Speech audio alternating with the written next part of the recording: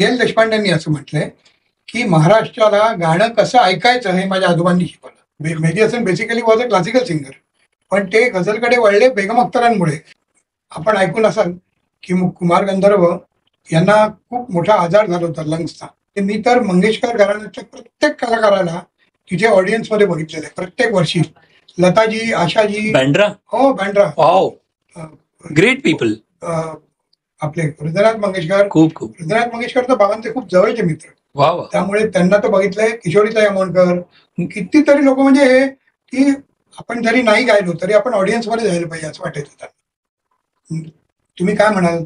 मी प्रांजळपणे किंवा निर्लज्जपणे हे म्हणतो की माझ्यामध्ये ज्या चांगल्या गोष्टी तुम्हाला दिसतात हे सगळ्या माझ्या आजीच्या आणि माझ्या वडिलांच्या. जे वाईट आहे माझ्यामध्ये ते माझ्या एकट्याच आहे. मित्रांनी बाबांच्या विचारलं की अरे तुला इतकं जन्मभर समुद्राच्या समोर राहायचं होतं म्हणून तू इतक्या आवडीने फ्लॅट घेतला, तुला वाईट नाही वाटत आहे का तू घर सोडतोयस? अगदी. तर बाबांनी जे उत्तर दिलं ना ते जन्मभर इथे मी करून ठेवले की आपण हे लक्षात ठेवायला पाहिजे. बाबा म्हणाले असं आहे की मी माणसांवर प्रेम केलं, मी भिंतींवर कधीच प्रेम नाही केलं.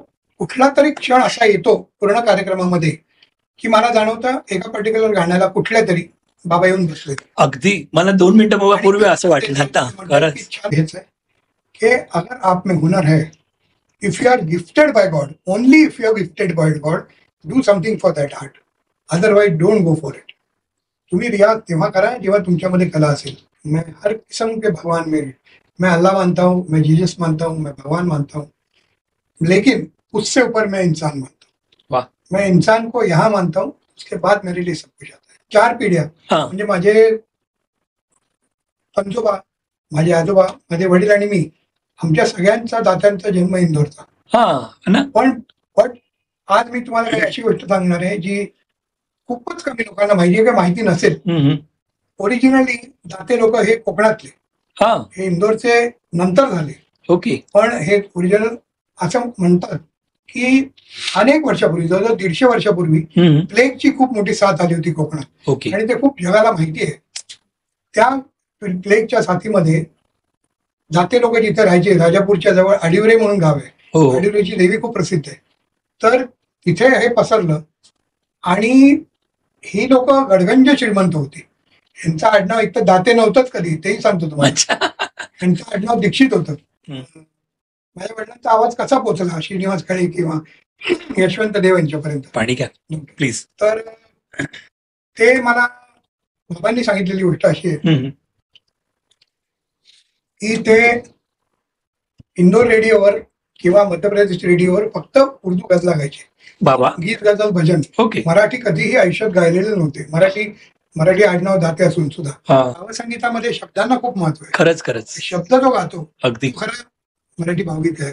एक छोटासा किस्सा आहे. हो सांगा ना. PL देशपांडे आणि सुनीताबाई देशपांडे बाबांच्या कार्यक्रमाला बऱ्याच वेळा येत. सोनाली वाजपेयी, साधनाथ सरगम, उदित नारायण आणि नितीन मुकेश असं सगळं 6 जण येणार असं ठरलं. ते 3 टीम्स असायचे आणि ते सगळं कॉम्पिटिशन. दिवाने मस्त मजा होती.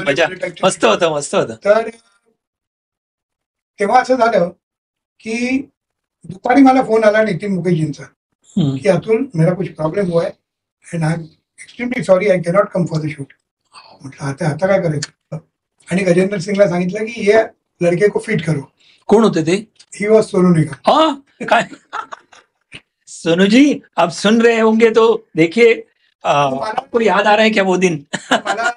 सो नाइस टॅलेंटेड आहे आणि याला बोलवायला पाहिजे. वर्सेटाईल गाणार आहे. त्यांना मी नितीन मुकेशच्या जागी ऍडजस्ट केलं. काय म्हणू शकतो, ती माझी मैत्रीण पण आहे, ती माझी बहीण पण आहे, सगळं म्हणू शकतो. कारण तिचा जो मोठा भाऊ अलंकार, मास्टर अलंकार म्हणून चाइल्ड आर्टिस्ट, अमिताभ बच्चनच्या लहानपणीचे रोल करणारा. अगदी दिवार असो किंवा शोलेमध्ये त्यांनी एक संजय कुमारच्या फॅमिलीचा रोल केला होता. बरोबर खूप रोल केले. बिलकुल. तर तो माझा मित्र. अच्छा. आणि पल्लवी त्याची लहान बहीण. पल्लवीला आम्ही अक्षरशः 3-4 वर्षाची असतानापासून बघतोय. आणि आता ती मोठी ऍक्ट्रेस फार मोठी होती पहिल्यापासून. बरोबर. पण तिला रेकग्निशन जे मिळायला पाहिजे ते आता मिळते आणि I am very happy about.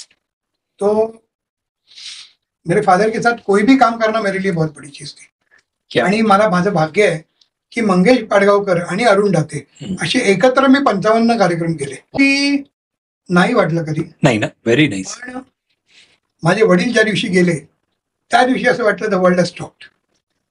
अरे रे, खरंच that was the moment I felt आता मी काय करू पुढे. अभिमान होता त्यांचा, आजही जेवढा आहे तेवढाच होता, की तेव्हा अक्कल कमी होती त्यामुळे कळलं नाही. त्यामुळे काही काही गोष्टी अशा घडल्यात त्या काळात की माझे वर्गमित्र मला सांगायचे, अरे बाबांचं ते गाणं म्हणणं जरा बातुलीच्या खेळामध्ये किंवा हे म्हणणं. आणि मी म्हणायचो का, कारण आपल्याला गळा नाहीये ही अक्कल नव्हती. त्या दिवशी ती अक्कल आली त्या दिवशी बंद केलं, जे काही म्हणायचो तो मूर्खपणा पण बंद केला. वा. आणि शी वॉज माय अँकर for around 100 shows that I did till date. क्या बात आहे. आणि त्याने बिलीव्ह, ती अशी एकमेव व्यक्ती आजतागायत होऊन गेली माझ्या वडिलांव्यतिरिक्त, ज्यांनी मला सांगितलं की तू कर कार्यक्रम, जेव्हा पैसे मिळतील ना तेव्हा तू मला दे. आणि असं 10-15 कार्यक्रम मी नाही देऊ शकलो तिला पैसे, पण ती माझ्या मागे उभी राहिली. Very nice. बाबा गेल्यानंतर मी स्टेजवर येऊन बोलायला. ओके. आज मी पूर्ण कार्यक्रमाचं निवेदन करतोय. सगळं श्रेय मी जसं वरतून बाबा हलवत असतील अनेक गोष्टी त्यांना आहे, आणि खाली जे धैर्य मला मिळालं ते धनश्री. वा, क्या बात आहे. वा वा वा, एवढं पोट भरून कौतुक आणि सो नाईस. सावरकरांचं साहित्य, त्यांचं कवित्व तुम्ही त्यांच्यावरती पण करता प्रोग्राम, आणि सगळं श्रेय धनश्रीलेच आहे. मला मॉनिटरीली कुठे नुकसान होणार नाही. एक्झॅक्टली. त्यांनाही नुकसान व्हायला नको, कारण ते ऑर्गनायझर असतात. बरोबर. आणि मी काय करतोय हे जर त्यांनी समजून, तुम्ही इतका अभ्यास करून आज माझा इंटरव्ह्यू घेताय, मला आश्चर्य वाटलं की अरे या माणसाला माझ्याबद्दल इतकी कशी माहिती आहे. असं काहीच नाही, पण I am very happy. Yes. आणि मला तुमच्यासारखे मित्र भेटले याचा मला आनंद आहे. So nice, so nice. एखादी व्यक्ती आपल्याला समजते, आपला इंटरव्ह्यू घेण्यासाठी का होईना पण आपला अभ्यास करते, फार मोठी गोष्ट आहे. आता हे जो लताबाईंच्या गाण्यांवर मराठी चित्रपट संगीतावर आधारित कोणी कार्यक्रम करत नाही. एक्झॅक्टली. किंवा आशाताईंचा आम्ही गंध स्वरांचा म्हणून कार्यक्रम करतो, बरोबर, ज्याच्यामध्ये आशाताई आणि बाबूजी यांचे फक्त ड्युएट्स असतात. True true. काही कार्यक्रम कोणी करतो. क्या बात आहे. म्हणजे मी तर ती मेजवानी सारखी समजीन. म्हणजे मला जर 13 सप्टेंबरला सावरकर स्मारकामध्ये या कार्यक्रम बघायला मुद्दा. पूजा, दोन तिकीट आपली. Any of my shows directly. Thank you. ते जागा नसेल ना मी तुम्हाला स्टेजवर बसतो. वा वा वा, बस एवढं.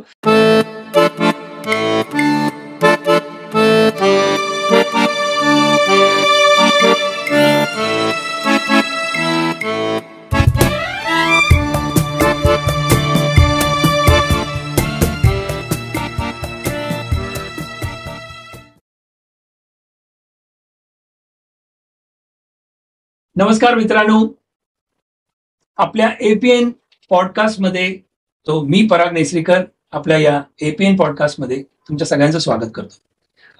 फर्स्ट ऑफ ऑल खूप खूप खूप धन्यवाद एवढ्यासाठी की तुमचे एवढे छान कमेंट्स मागच्या एपिसोड्समध्ये आणि अगोदरच्या एपिसोड्समध्ये तुमचे एवढे कमेंट्स सुंदर सुंदर येत आहेत. आणि I am really very thankful. Thank you. छोटे शब्द आहेत पण रिअली त्याच्यामुळे थोडंसं मोटिवेशन मिळतं आम्हाला. आणि आणखीन आपल्या इथे आपल्या स्टुडिओमध्ये आणखीन नवीन नवीन गेस्ट, आणि तुम्ही पण खूप डिमांड लिस्ट पाठवली आहे काही जणांनी. आम्ही प्रयत्न करू की त्यांना अप्रोच होऊन ते आमच्या पॉडकास्ट शोमध्ये येतील असे जरूर आम्ही प्रयत्न करू. पण आज जसं आपण सांगितलं एव्हरी वीक दर शुक्रवारी म्हणा आपल्या इथे आपल्या स्टुडिओमध्ये नवीन गेस्ट, नवीन सेलिब्रिटी आपल्याकडे येत आहेत. तसेच आजची जी व्यक्ती आहेत त्यांच्याविषयी मी काय सांगणार आहे. मी एवढंच सांगू शकतो की मी जेव्हा पण मला गाण्याची आवड आहे, तुम्हाला पण सगळ्यांना गाण्याची आवड असेल, मराठी गाण्यांची आवड असेल, तर जेव्हा पण तुम्ही गुगल कराल किंवा मी युट्यूबवरती म्हणा आपण जातो आणि जेव्हा आपण गाणी सिलेक्ट करतो की टॉप 10 गाणी आपल्याला ऐकायची असतील मराठीमधली, तर तुम्हाला हमखास त्यामधले 3 गाणी जी आहे ती यांच्या बाबांची आपल्याला ऐकायला मिळतील. तुम्ही ओळखलंच असेल. येस, अगदी बरोबर मी सांगतोय. ते म्हणजे नन अदर दॅन आपल्याकडे आज आलेले आहेत आपल्या स्टुडिओमध्ये अतुल अरुण दातेजी. नमस्कार. नमस्कार. नमस्कार. आणि फर्स्ट ऑफ ऑल खूप खूप आभारी आहे. थँक्यू. आमच्या विनंतीला मान देऊन तुम्ही आज आमच्या स्टुडिओमध्ये आलेलात आणि really I am very happy. खूप खूप छान. आय थिंक थँक्यू म्हणायला नको, कारण वी आर फ्रेंड्स. येस. मित्राला थँक्यू म्हणत असतो. तुझा फक्त एक फोन आला आणि I am here for you. Yes yes yes yes. नाही थँक्यू सो मच. म्हणजे खरंच मी सांगतोय की मित्रांनो आज मी एवढा खुश आहे. आणि आज अशा काही मी आपल्या टीमनी, जसं तुम्हालाच माहिती आहे की मी आणि माझी टीम जे कोणी आपल्याकडे गेस्ट येतात त्यांच्यासाठी खूप प्रश्न आम्ही काढतो, अशी हुडकून काढतो, प्रयत्न करतो की त्यांनी आतापर्यंत कधीच उत्तरं अशी दिली नाहीत, अशी आपण त्यांच्याशी गप्पा करूया. तर तुम्ही तयार आहात? आणि आज माझी इच्छा अशी आहे की असे तुम्ही आतापर्यंत खूप इंटरव्ह्यू दिले असतील, पण आमच्या इंटरव्ह्यूमध्ये, आमच्या या पॉडकास्टमध्ये तुम्ही अशा गोष्टी काही सांगा जे कोणी ऐकलेच नाहीयेत. नक्की प्रयत्न करूया. नक्की. तर मला पहिला प्रश्न, मला हा तुम्हाला तुमचं नाव जेव्हा मी विचार केला की तुम्ही, तेव्हापासून माझा हा प्रश्न पहिला आहे की बघा, म्हणजे बाबा गाणं म्हणत होते, तुमचं म्युझिकल फॅमिली, एवढे मोठे गायक, म्हणजे त्यावेळेला तुमच्या घरातलं वातावरण कसं असेल लहानपणापासून, सांगू शकाल का? म्हणजे कसं, म्हणजे ते मी अनुभवतोय, म्हणजे तुम्ही आमच्या समोर प्रेझेंट करा. जास्ती म्युझिकल होतं. आणि माझे आजोबा, असं म्हटलं जातं, P.L. देशपांडेंनी असं म्हटलंय की महाराष्ट्राला गाणं कसं ऐकायचं हे माझ्या आजोबांनी शिकवलं. वाव, इतका मोठा कनसियर म्युझिकचा झाला नाही असं त्यांचं म्हणणं होतं. तुम्ही आजोबांचं ना म्हणाला? माझे आजोबा, हो, त्यांचं जाते. He was a labour court जज इन इंदौर, आणि he was from a very different fraternity. पण म्युझिकची आवड असणं वेगळं असतं. माझ्या आजोबांना म्युझिकचं वेड होतं. म्युझिकचं वेड फार वेगळं प्रकार. आणि बेगम अख्तर आणि कुमार गंधर्व हे त्यांचे जीव के प्राण होते. क्या बात आहे. पहिलं नाव कुठलं सांगितलं तुम्ही? बेगम अख्तर. बेगम अख्तर, मी नाव ऐकलंय, मी गाणी कमी आठवतात. इतकं मोठं नाव हिंदुस्थानात झालं नाही कधी. वाव. म्हणजे मेहदी हसन साहेब जे पाकिस्तानचे होते, त्यांचा एक इंटरव्ह्यू मी ऐकला. त्याच्यामध्ये त्यांनी असं म्हटलंय की गझल जेव्हा लोपत चालली होती, बेगम अख्तर गेल्या आणि गझल लोपत चालली, तेव्हा त्यांनी असं ठरवलं की बेगम अख्तरचं गाणं शाश्वत राहिलं पाहिजे, आणि म्हणून त्यांनी गझलकडे ते वळले. क्या बात आहे. Mehdi Hassan basically was a classical singer, पण ते गझलकडे वळले बेगम अख्तरांमुळे. म्हणजे किती मोठं नाव असेल ते विचार करा. ही तर नवीन इन्फॉर्मेशन दिल्यासारखी, खरंच म्हणजे गझल बाबतीत. वा वा वा. आणि कुमार गंधर्व दुसरं इतकं मोठं नाव. ग्रेट. म्हणजे माझे आजोबा म्हणायचे की कुमार सारखा कोणी पैदाच झाला नाही क्लासिकलमध्ये. आणि त्यांचं नातं फार वेगळं होतं कुमारजींची. हो. माझे वडील, माझे काका सगळे त्यांचे मित्र कुमारजींचे. पण आपण ऐकून असाल की कुमार गंधर्व यांना खूप मोठा आजार झाला होता लंग्सचा एकेकाळी. बरोबर. आणि डॉक्टरांनी त्यांना सांगितलं की यांना एका स्वच्छ हवेच्या ठिकाणी ठेवलं पाहिजे, तर हे जगतील आणि त्यांचं गाणं पण चालू राहील. हो. म्हणून हे कळल्यावर माझे आजोबा त्यांना इंदोरच्या जवळ देवास म्हणून गाव आहे, तिकडे घेऊन गेले, तिकडे सेटल केलं त्यांना, आणि स्वतःच्या मुलासारखं जपलं. मी ऐकलेल्या गोष्टी बऱ्याच आहेत, कारण मी नव्हतोच तेव्हा, किंवा फारच लहान असेल नंतर. खरंच.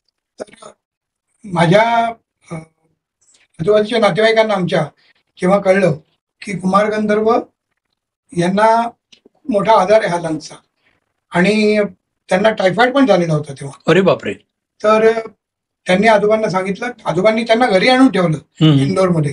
आणि त्या काळामध्ये टायफॉइड फार मोठी गोष्ट होती खरंच. आणि सगळ्यात मोठी गोष्ट ही की काही वर्ष आधी माझी आत्या तिच्या बाळणपणामध्ये टायफॉइडनी गेलेली होती. पण कुमार गंधर्व जगले पाहिजेत म्हणून माझे आजोबा त्यांना आमच्या घरी घेऊन आले इंदोरच्या. आणि खूप लोकांनी हे म्हटलं, नातेवाईकांनी, मित्रांनी, की तुम्हाला तुमच्याकडे पैसे आहेत तर तुम्ही त्यांना हॉस्पिटलमध्ये ठेवा आणि कुठे ठेवा, त्यांची शुश्रूषा तशी करा. बरोबर. तर ते म्हणाले की बाकीची तर माझ्या वडिलांबद्दल आणि काकांबद्दल की ही दोन्ही तर माझी मुलं आहेतच, पण कुमार गंधर्व हा भारताचा मुलगा आहे, मी त्याला असं मरू देणार नाही काही झालं तरी. आणि त्यांनी कम्प्लीट त्यांची शुश्रूषा पूर्ण घरामध्ये केली, आणि मग त्यांना बरं केल्यानंतर त्यांना देवाचा सेटल केला. काय बात आहे. त्यामुळे ते फारच नातं आमचं कुमार गंधर्व फॅमिलीशी फार वेगळं होतं. खूप सुंदर. आणि याचं मूळ कारण की एक उत्तम कलाकार जगला पाहिजे, एक उत्तम कलाकार काय हे जगासमोर आला पाहिजे, हा त्यांचा प्रयत्न राहिला नाही. ओके. अशा परंपरेतून मी आलेलो आहे.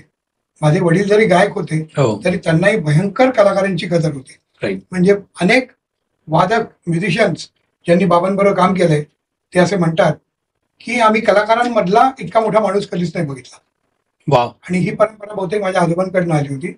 आणि ती अशी वाहत येते जेव्हा, आणि तुम्ही खरंच ती बघता तेव्हा तुम्ही ती चालू ठेवू शकता. अगदी अगदी. मला बरेच लोक आज म्हणतात तुम्ही किती डाऊन टू अर्थ आहात. भाऊ म्हटलं, माझे वडील इतके मोठे गायक होते, तुम्ही त्यांना कधी बघितलं नाही बहुधा, ते इतके डाऊन टू अर्थ होते, मी काय त्यांच्यासमोर. म्हणून मला असं वाटतं की माणसाने जमिनीवर राहावं, किती मोठा कलाकार असला तरी तो माणूस म्हणून तर जगला जास्ती मोठ्या प्रमाणे, तर तो लोक त्याला सॅल्यूट करतात नेहमी. ग्रेट. मी करतोय. नाही म्हणजे मी स्वतः अनुभवतोय लास्ट 3-4 वर्षापासून आपण म्हणजे भेटलो तेव्हापासून पण, की खरंच म्हणजे मी कधीच एक क्षण पण असा वाटला नाही की कुठे असं म्हणजे कुठे मोठ्या खूप काही गोष्टी वगैरे अजिबात एवढं नाही. मला खूप असे व्यक्ती कोणी असतील तर मला खूप आवडतात आणि तुम्ही तर एकदम प्रियात, मस्तच. म्हणून माझा नेहमीचा एक धोरण आहे की मला कितीही मोठा कलाकार असला तरी तो माणूस चांगला असेल तर मला नाही पटत. तो माणूस चांगला असेल तर मी त्याला सलाम करायला तयार आहे. ग्रेट. माणूस चांगला नसेल तर कितीही मोठा कलाकार असेल माझ्या हिशोबाने तो फार लहान आहे. वा वा. पण मग घरात गाणी बाबा असे कोण गायक आणि असे काही मैफिली व्हायच्या का तुमच्याकडे पण? मैफिली ऐकल्या, बाबांच्या किती मैफिली हो हो म्हणूनच म्हटलं. मुळे किती मैफिली ऐकल्या. घरात व्हायच्या का? घरात व्हायच्या अगदी. आणि रियाज बियाज क्या बात आहे. माझ्या आजोबा गेल्यानंतर वडिलांनी आणि काकांनी एक काही वर्षांसाठी एक परंपरा सुरू केली की माझ्या आजोबांच्या पुण्यतिथीला मोठे मोठे कलाकार येऊन गायचे. पहिल्या पुण्यतिथीला माझ्या बेगम अख्तर आजोबांच्या आल्या होत्या. बापरे. त्याच्यानंतर वाव. भीमसेन जोशी, कुमार गंधर्व कोण नाही येऊन गायलं, सगळेच जण. पण हे इंदूरला असायचं का मुंबईमध्ये? बँड्रामध्ये आम्ही राहायचो, तुम्ही ईस्ट मध्ये. हो हो हो. समाज मंदिर हॉल म्हणून आज एमआयजी कॉलनी, एमआयजी माहिती आहे क्लब जिथे आहे त्याच्या समोर हा समाज मंदिर हॉल होता. काय म्हणता? आणि त्याच्यानंतर तिथे एमआयजी क्लब पण आलं काही वर्ष. हो हो हो. पण तिथे तो कार्यक्रम व्हायचा प्रत्येक 3 ऑगस्टला. माझ्या आजोबांची पुण्यतिथी म्हणजे 3 ऑगस्ट मध्ये. आणि मला जे काही थोडंफार आठवत आहे, कारण मी 3-4 वर्षाचा असताना माझे आजोबा गेले. हो हो. आणि माझ्या आजोबांच्या पुण्यतिथीला प्रत्येकाने येऊन प्रत्येकाला क्लासिकल सिंगरला वाटायचं की आपण जाऊन तिकडे हजेरी द्यायला पाहिजे. क्या बात आहे. म्हणजे मी तर मंगेशकर घराण्याच्या प्रत्येक कलाकाराला तिथे ऑडियन्स मध्ये बघितलेलं आहे प्रत्येक वर्षी. लताजी, आशाजी, बँड्रा. हो बँड्रा. Great people. आपले हृदयनाथ मंगेशकर. खूप हृदयनाथ मंगेशकर तर बाबांचे खूप जवळचे मित्र. वा वा. त्यामुळे त्यांना तर बघितलंय. किशोरीताई अमोणकर, कितीतरी लोक म्हणजे हे की आपण जरी नाही गायलो तरी आपण ऑडियन्स मध्ये जायला पाहिजे असं वाटायचं होतं. वा. मला समोर असं तो एक चित्र येते तुम्ही सांगताय. खरंच तुमच्याकडे तर ते आठवणी आहेत. वा वा वा. खूप मस्त. आणि 3 ऑगस्टला प्रचंड पाऊस प्रत्येक वर्षी असायचा आणि तुडुंब भरलेला असायचं. बाहेरचं पावसाने सगळं पटांगण आणि आतमध्ये माणसांनी भरलेलं. पण आता वडील अरुण दाते यांच्या सोबतीची अशी एक आठवण जी आयुष्यभर लक्षात राहिली आहे किंवा राहील असं काही, अशा खूप आठवणी असतील. वडिलांनी मला सगळंच काही दिलंय. म्हणजे तुम्ही काय म्हणाल, मी प्रांजळपणे किंवा निर्लज्जपणे म्हणतो की माझ्यामध्ये ज्या चांगल्या गोष्टी तुम्हाला दिसतात हे सगळ्या माझ्या आजीच्या आणि माझ्या वडिलांच्या. जे वाईट आहे माझ्यामध्ये ते माझ्या एकटाच आहे. त्यामुळे I oh my father my life, what ever I have. क्या बात आहे, क्या बात आहे. आणि तो माणूस म्हणून फारच मोठा होता. म्हणजे प्रत्येक गोष्ट त्यांच्याकडून शिकण्यासारखी होती.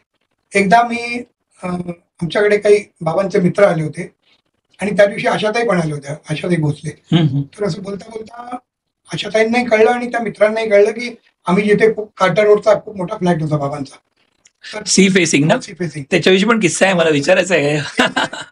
तो त्यांना विकावा लागत होता. काही परिस्थिती अशी आली होती, म्हणजे त्यांच्यामुळे नाही पण आणि कोणामुळे अशी परिस्थिती आली होती. तर त्यांना मित्रांनी बाबांच्या विचारलं की अरे तुला इतकं जन्मभर समुद्राच्या समोर राहायचं होतं म्हणून तू इतक्या आवडीने फ्लॅट घेतला, तुला वाईट नाही वाटत आहे का तू घर सोडतोयस? अगदी. तर बाबांनी जे उत्तर दिलं ना ते जन्मभर इथे मी करून ठेवले की आपण हे लक्षात ठेवायला पाहिजे. बाबा म्हणाले असं आहे की मी माणसांवर प्रेम केलं, मी भिंतींवर कधीच प्रेम नाही केलं. अनेक 3-4 घरं इंदोर पासून आतापर्यंत सोडली, पण घरं सोडताना मला कधी वाईट नाही वाटलं. आपल्या जवळचा माणूस गेला तर मला जास्त वाईट वाटतं. ही किती मोठी शिकण्याची खूप खूप मोठी की लोक पैशांनी भिंती बांधतात, मला वाटत नाही घरं बांधतात. खूप कमी लोक घरं बांधतात. खरंच घर बांधलं आणि आमच्या मनात घर केलं. वा वा वा.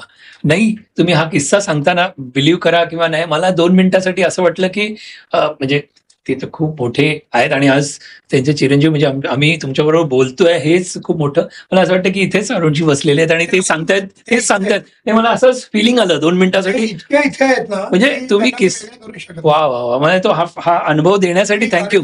अनेक वेळा सांगतो, स्पेशली नवा शुक्रतारा जेव्हा मी करतो, मी आणि मंदार आपटे, त्याच्यामध्ये मी हे सांगतो की मला कुठला तरी क्षण असा येतो पूर्ण कार्यक्रमामध्ये की मला जाणवतं एका पर्टिक्युलर गाण्याला कुठल्या तरी बाबा येऊन बसले. अगदी मला 2 मिनिटं बाबा पूर्वी असं वाटलं आता खरंच छान चाललंय, असंच चालू राहा.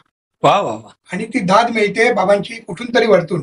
बस बस. म्हणून ते सगळं व्यवस्थित चालू आहे. नाहीतर बाबा गेल्यानंतर 7 वर्षात, कोरोनाची 2 वर्ष सोडली तर असं बघायला गेलं तर 4.5-5 वर्षात आम्ही 102 कार्यक्रम केले. वाव, नवाशुभरात. ग्रेट ग्रेट हे फक्त त्यांच्यामुळे शक्य आहे. सुपर. कारण बाबांची गाणी ऐकायला लोक येतात, त्यांना माहिती आहे दातेसाहेब नाही आहेत, ते गाणार नाही आहेत, पण त्यांची गाणी तितकी जादू करून गेली लोकांना खरंच खरंच की ती ऐकायला, ती परत परत ऐकायला, आणि मी जे काही थोडंफार बोलतो ते ऐकायला लोक येतात. मला वाटतं की सगळं खरंच खरंच खरंच खरंच सगळं त्यांचं आहे. सगळं बेस्ट बेस्ट बेस्ट बेस्ट. आई वडिलांकडून शिकलेली कोणती शिकवण तुम्ही आजही पाळता, असं काही विचारलं तर काय सांगाल? सगळ्यात पहिलं माणूस जपणं. हा, हे आता पण सांगितलं तुम्ही. किती कमवावं, पण तुम्ही माणूस जर नाही जपला, मग तो तुमचा घरचा नोकर असो, तुमचा वॉचमन असो. वा, खूप मोठी गोष्ट सांगितली तुम्ही. कारण असं आहे की तुम्ही मित्राला जपाल, तुम्ही मोठ्या मोठ्या कलाकारांना जपाल, खरंच तुम्ही तुमच्या कलिगला जपाल, पण तुमच्या खालचे लोक जे असतात सगळे, आपण त्यांना खालचे लोक म्हणतो, ते आपली इतकी कामं करतात की आपण करू शकत नाही, त्यामुळे आपण वरती होतो. अगदी बरोबर, यू आर राईट. तर मला असं वाटतं की या सगळ्या लोकांना एकत्र घेऊन चालायला पाहिजे. वा वा, मस्त. जसं वादकांबद्दल माझे वडील नेहमी त्यांनी टीमवर्क शिकवलं मला, की प्रत्येक गायक, वादक, निवेदक, साऊंड वाला तुम्ही एकत्र ट्रॅव्हल करा, एकत्र राहा एका ठिकाणी. कधी त्यांनी डिफरन्शिएट केलं नाही आणि मी केलं नाही, मला करता येत नाही. वा वा. आम्ही गेलो तर सगळे विमानाने जातो, गेलो तर सगळे ट्रेनने जातो, गेलो तर सगळे गाडीने जातो. आम्ही एकत्र ट्रॅव्हल करतो, एकत्र राहतो. त्यामुळे एक फॅमिली बॉन्डिंग जे असतं करेक्ट, ते तुम्हाला अनुभवायला मिळतं. सुंदर सुंदर. आणि माणूस कळतो त्या निमित्ताने जास्ती वेळ. बरोबर आहे. अगदी अगदी बरोबर. जाता जाता मी एक तुम्हाला तुमच्याशी शेअर करू इच्छितो की आपले ऑडियन्स किंवा हा आपला द APN पॉडकास्ट शो हा आपण मराठीमध्ये पण करतो, हिंदीमध्ये पण असतो, आणि इथे गेस्ट येणारे इंग्लिशमध्ये पण असतात. तर माझी फक्त तुम्हाला सांगणं, तुम्ही मराठीमध्ये उत्तरं द्या, काहीच नाही हरकत, पण मी प्रश्न जे विचारतोय ते मी इंग्लिशमध्ये, हिंदीमध्ये आणि हा तुम्हाला वाटलं मध्ये करा, पण मी म्हणजे इंग्लिशमध्ये पण वाचीन आणि मराठीमध्ये आणि हिंदीमध्ये. हा, चालेल ना तुम्हाला? Yes yes. तर माझा नेक्स्ट प्रश्न असा आहे की was there pressure being the son of legendary singer Arun Date? म्हणजे क्या एक मशहूर गायक के बेटे होने का दबाव था? एक प्रसिद्ध गायकाचा मुलगा म्हणून म्हणजे असणाऱ्याचा काही ताण आला का तुम्हाला? Never, because I from the age of बाबा म्हणजे 8 or 10 I knew that I was never going to sing, so there was never a pressure. पण कधी प्रयत्न केला? सॉरी, हा पर्सनल विचारला. हो ना, गुणगुणत असाल. आम्ही गुणगुणतो. मी पक्का दाते असल्यामुळे माझे कान इतके तयार होते लहानपणापासून की मी शपथ घेतली की आपल्या वडिलांचं नाव जास्ती मोठं व्हायचं असेल तर आपण नाही न गायलेलं बरं. हे प्रेशर नव्हतं ना? प्रेशर तेव्हा येतं जेव्हा तुम्हाला उत्तम कला येत असते. बरोबर. माझ्याकडे ती कला आजही, मी गात नाही, कुठली इन्स्ट्रुमेंट वाजवत नाही, मी टेक्निशियन नाहीये, पण तरी माझी वडिलांची परंपरा पुढे नेली. खरंच आहे, मोठी गोष्ट आहे. खरंच माणिक एंटरटेनमेंट आपण तिथे येऊच निश्चित, पण तुम्ही जे करताय ते एकदम लक्षण गोष्ट आहे. जेव्हा कळतं ना की आपल्या काय लिमिटेशन्स आहेत, ते फार बरं असतं. जेव्हा आणि तुम्ही ऍक्सेप्ट करताय, हा मोठेपण आहे. तेव्हा फार गोळ होतो. अगदी मोठ्या मोठ्या घराण्यांमध्ये बघितलंय, बरोबर, की वडील गातात, काका गातात, आजोबा गातात, कोणीतरी गातं, म्हणून आपण गायला पाहिजे. कशाला? कुठलीही कला आई थिंक जब तक ऊपर से नहीं आती कोई देन, वाह वाह, तब तक आप उसको फुलफिल नहीं कर सकते. क्या बात है. मग माझा एक तुम्हाला तो यहाँ हो सकता है. यस यस, रियाज तब हो सकता है जब आप में कुछ हो. एब्सोल्युटली. रियाज तब नहीं हो सकता जब आप में कुछ नहीं. क्या बात आहे. मग माझी एक तुम्हाला रिक्वेस्ट आहे, आपल्या ऑडियन्सला इथे पण असतील की ज्यांचे आई बाबा विथ ड्यू रिस्पेक्ट सेलिब्रिटीज असतील, ते कुठल्या तरी फील्डमध्ये, म्हणजे नॉट नेसेसरी ओनली हे या संगीतामध्ये किंवा ऍक्टिंगमध्ये किंवा सायन्समध्ये किंवा डॉक्टरमध्ये, तर कधी कधी त्यांच्या मुलांना हाच प्रश्न येऊ शकतो मनामध्ये. कधी कधी बोलून दाखवतात, कधी बोलून दाखवत नाही. तर त्यांना तुमचा मेसेज जरूर सांगा प्लीज. काय, मी फार लहान आहे काही मेसेज देण्यासाठी, पण माझं म्हणणं, जर तुम्ही कलाकारांची मुलं असाल तर हेच आहे की अगर आप में हुनर है, if you are gifted by God, only if you are gifted by God, do something for that art, otherwise don't go for it.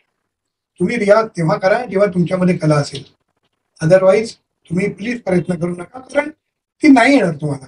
मला नाही आली म्हणून तुम्हाला येणार नाही असं नाही म्हणते मी, पण वरतून देवानी तुम्हाला कला द्यावी लागते.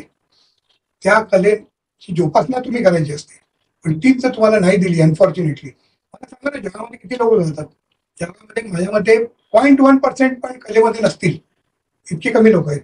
पण जे आहेत ते कमाल करतात. त्यामुळे जे नाही आहेत त्यांनी अनेक व्यवसाय आहेत. जे परागजी करतात तो व्यवसाय आहे कमालचा, इन्व्हेस्टमेंट बँकिंग किंवा इतक्या गोष्टी आहेत, इन्शुरन्सचा आहे. तर तुम्ही त्याच्यात जा. तुम्ही अनेक नोकऱ्या आहेत, जगभर करण्यासारख्या खूप गोष्टी आहेत. तुम्ही माणसांची सेवा करा ना, सगळ्यात मोठी गोष्ट आहे माझ्या मते. त्याच्यासारखी मोठी गोष्ट जगात काही नाही. ग्रेट. तर हे सगळं करा, उगीच कलेमध्ये पडण्यापेक्षा, असं मला वाटतं. वा, काय म्हणजे मला तर असं दिसतंय की आपल्या एपिसोड आतापर्यंत सुरुवातच झाली आहे नुकता, पण प्रत्येक प्रश्न मला असं वाटतं की एक प्रोमो होऊन जाईल. नाही प्रश्न तर इतके छान आहे. नाही, खरंच म्हणजे तुम्ही जे उत्तरं देताय ना त्याच्यामध्ये दुसरा प्रश्न इमिजिएटली येतो. हे तुमचं वैशिष्ट्य असं मला वाटतं. तर माझा त्याला लागून प्रश्न असा आहे की how do you stay calm during big events? कारण मी बघतोय की तुम्ही भरपूर मोठे मोठे इव्हेंट्स करता, छोटे पण इव्हेंट्स करता, म्हणजे तुम्ही एवढे ऍडजस्टेबल आहात समोरच्या व्यक्तींसाठी. तर ह्याच्यामध्ये मोठ्या कार्यक्रमात तुम्ही शांत कसे राहतात? कारण प्रेशर किती असतं. प्लॅनिंग. मी पण बिझनेस मॅनेजमेंट केलेला माणूस आहे. वा, हे सांगा. येस, मी प्लॅनिंग शिवाय कामच नाही करत. म्हणजे मला 5 दिवस आधी कार्यक्रम ठरला किंवा 5 महिने आधी कार्यक्रम ठरला तरी माझं प्लॅनिंग तसंच असतं. वा. तसं मी समजा मी 1 वर्षानंतर कार्यक्रम करायचा तरी मी तेच करेन. आज मी जे कार्यक्रम करतोय, म्हणजे आज जून आहे, बरोबर, हे सगळे माझे कार्यक्रम जानेवारीमध्ये ठरलेले होते. क्या बात आहे. तुम्हाला माहिती असायला पाहिजे तुमचे कलाकार कोण आहेत. नॉर्मली मी माझेच कॉन्सेप्ट बनवतो स्वतः आणि काहीतरी वेगळे करतो जे लोक नाही करत. अगदी मी मुद्दामून त्या दिशेकडे जातो. कलाकार वेगळे निवडतो, वादक निवडतो आणि लोकांना काहीतरी वेगळं देण्याचा माझा प्रयत्न ऑलवेज नेहमीच आपला आहे. निश्चित. की मी स्वतः गात नाही, त्यामुळे माझ्यामध्ये काही लिमिटेशन्स आहेत की बाबा आपण नाही गात, पण त्याला मी कधी हॅम्पर नाही होऊ दिलं माझ्या कुठल्याही इव्हेंटमध्ये, कला किंवा कुठल्या खरंच या प्रकारच्या आमच्या क्षेत्रामध्ये. माझ्याकडे उत्तम गायक आहेत, उत्तम गायक आहेत, उत्तम वादक आहेत. मी गायला पाहिजे हा हट्ट कशाला? त्याच्यापेक्षा मी काहीतरी वेगळं करावं. मी केलेल्या अभ्यासाचा उपयोग करावा. मी हॉटेल मॅनेजमेंट केलंय, मी बिझनेस मॅनेजमेंट केलंय. वा. त्यामुळे मला दात्यांमध्ये खाणं आणि गाणं ह्या 2 मेन गोष्टी आपण येणार आहोत तिथे. त्यामुळे मला ह्या गोष्टींकडे लक्ष असतं. ओके. आणि प्रॉपर प्लॅनिंग तुम्ही, आणि आजच्या युगामध्ये तुम्हाला correct sponsorship from correct people, getting the correct audience, booking the correct kind of theatres, हे सगळं तुम्हाला आलं पाहिजे. तुम्ही, मला नव्हतं माहिती हे उत्तर आजच्या जगात तुम्ही चालत नाही unless there is a something suddenly happening to you. बरोबर. अदरवाईज तुम्ही या क्षेत्रात उतरलात तर तुम्हाला हे बोलण्याचा अधिकारच नाही की मला माहिती नव्हतं. बरोबर. तुम्ही प्रॉपर प्लॅनिंगनीच करायला पाहिजे आणि मगच डोकं शांत राहतं. बरोबर. तुमचं मन शांत राहतं कारण तुम्ही करेक्ट काम केलेलं असतं. बरोबर. काय येणार आहे तुम्हाला माहिती असतं. काम केलेलं असतं. बरोबर. आणि वाईट गोष्टी किंवा अनसीन गोष्टी खूप लोकांबरोबर घडतात जगामध्ये. बरोबर. पण त्याला कसं सामोरं जावं इतकी ताकद स्वतःमध्ये निर्माण करायला पाहिजे. वा, खूप छान. पण ह्याला लागून म्हणजे परत असंच होतंय की ह्याला लागून असं वाटतंय, हा डायलॉग मी आता नाही मारत आहे, पण मला हा प्रश्न येतोय की असं होणार नाही.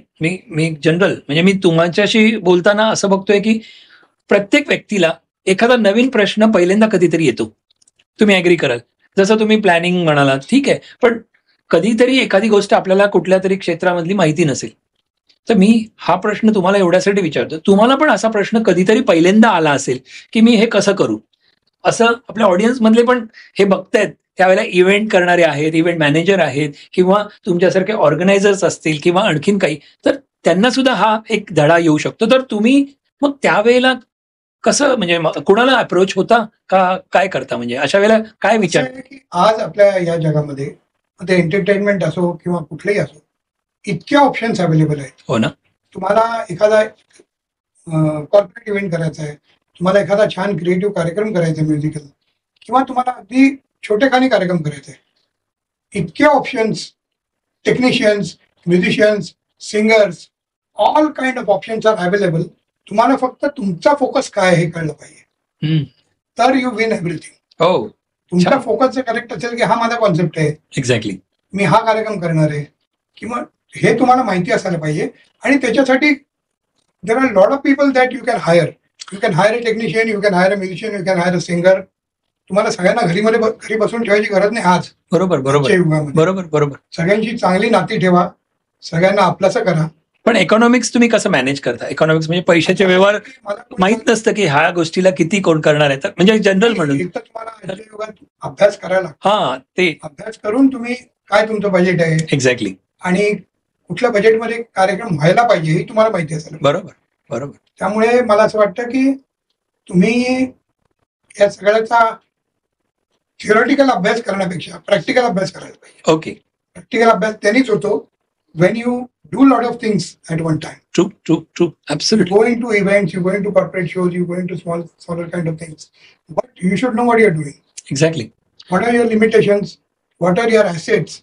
The day you understand this, I think you can do it. वा. पण मग तुम्ही प्रोग्राम्स कसे, कारण आता आपल्या इकडे एवढे व्यक्ती बघणारे असतील तर त्यांना तुम्हाला एक अप्रोच व्हायचं असेल, आणि मला माहिती आहे माणिक एंटरटेनमेंट या नावाने आपलं कंपनी आहे तुमची, आणि त्याच्या अंडर खूप इव्हेंट्स तुम्ही करता आणि हे गाण्याचे कार्यक्रम पण, आणि मी बघितले किती गायकांना तुम्ही नवीन नवीन स्कोप म्हणा किंवा प्लॅटफॉर्म देता किंवा म्युझिशियन्स म्हणा. तर मला म्हणायचं की कोणाला जर एखादा प्रोग्राम करायचा आहे, त्यांच्या कॉर्पोरेट्समध्ये करायचं आहे, त्यांच्या सोसायटीमध्ये करायचं आहे, त्यांच्या आठवणीस्तव, वडिलांच्या आठवणीस्तव वगैरे करायचं आहे, तर तुम्हाला अप्रोच केलं तर त्यांना काय नक्की तुम्ही कसं गाईड कराल? की कोणाला ना भीती वाटते की तुमच्याकडे डायरेक्टली यायचं बाबा की हे काहीतरी म्हणजे कसं म्हणजे त्यांनी करू.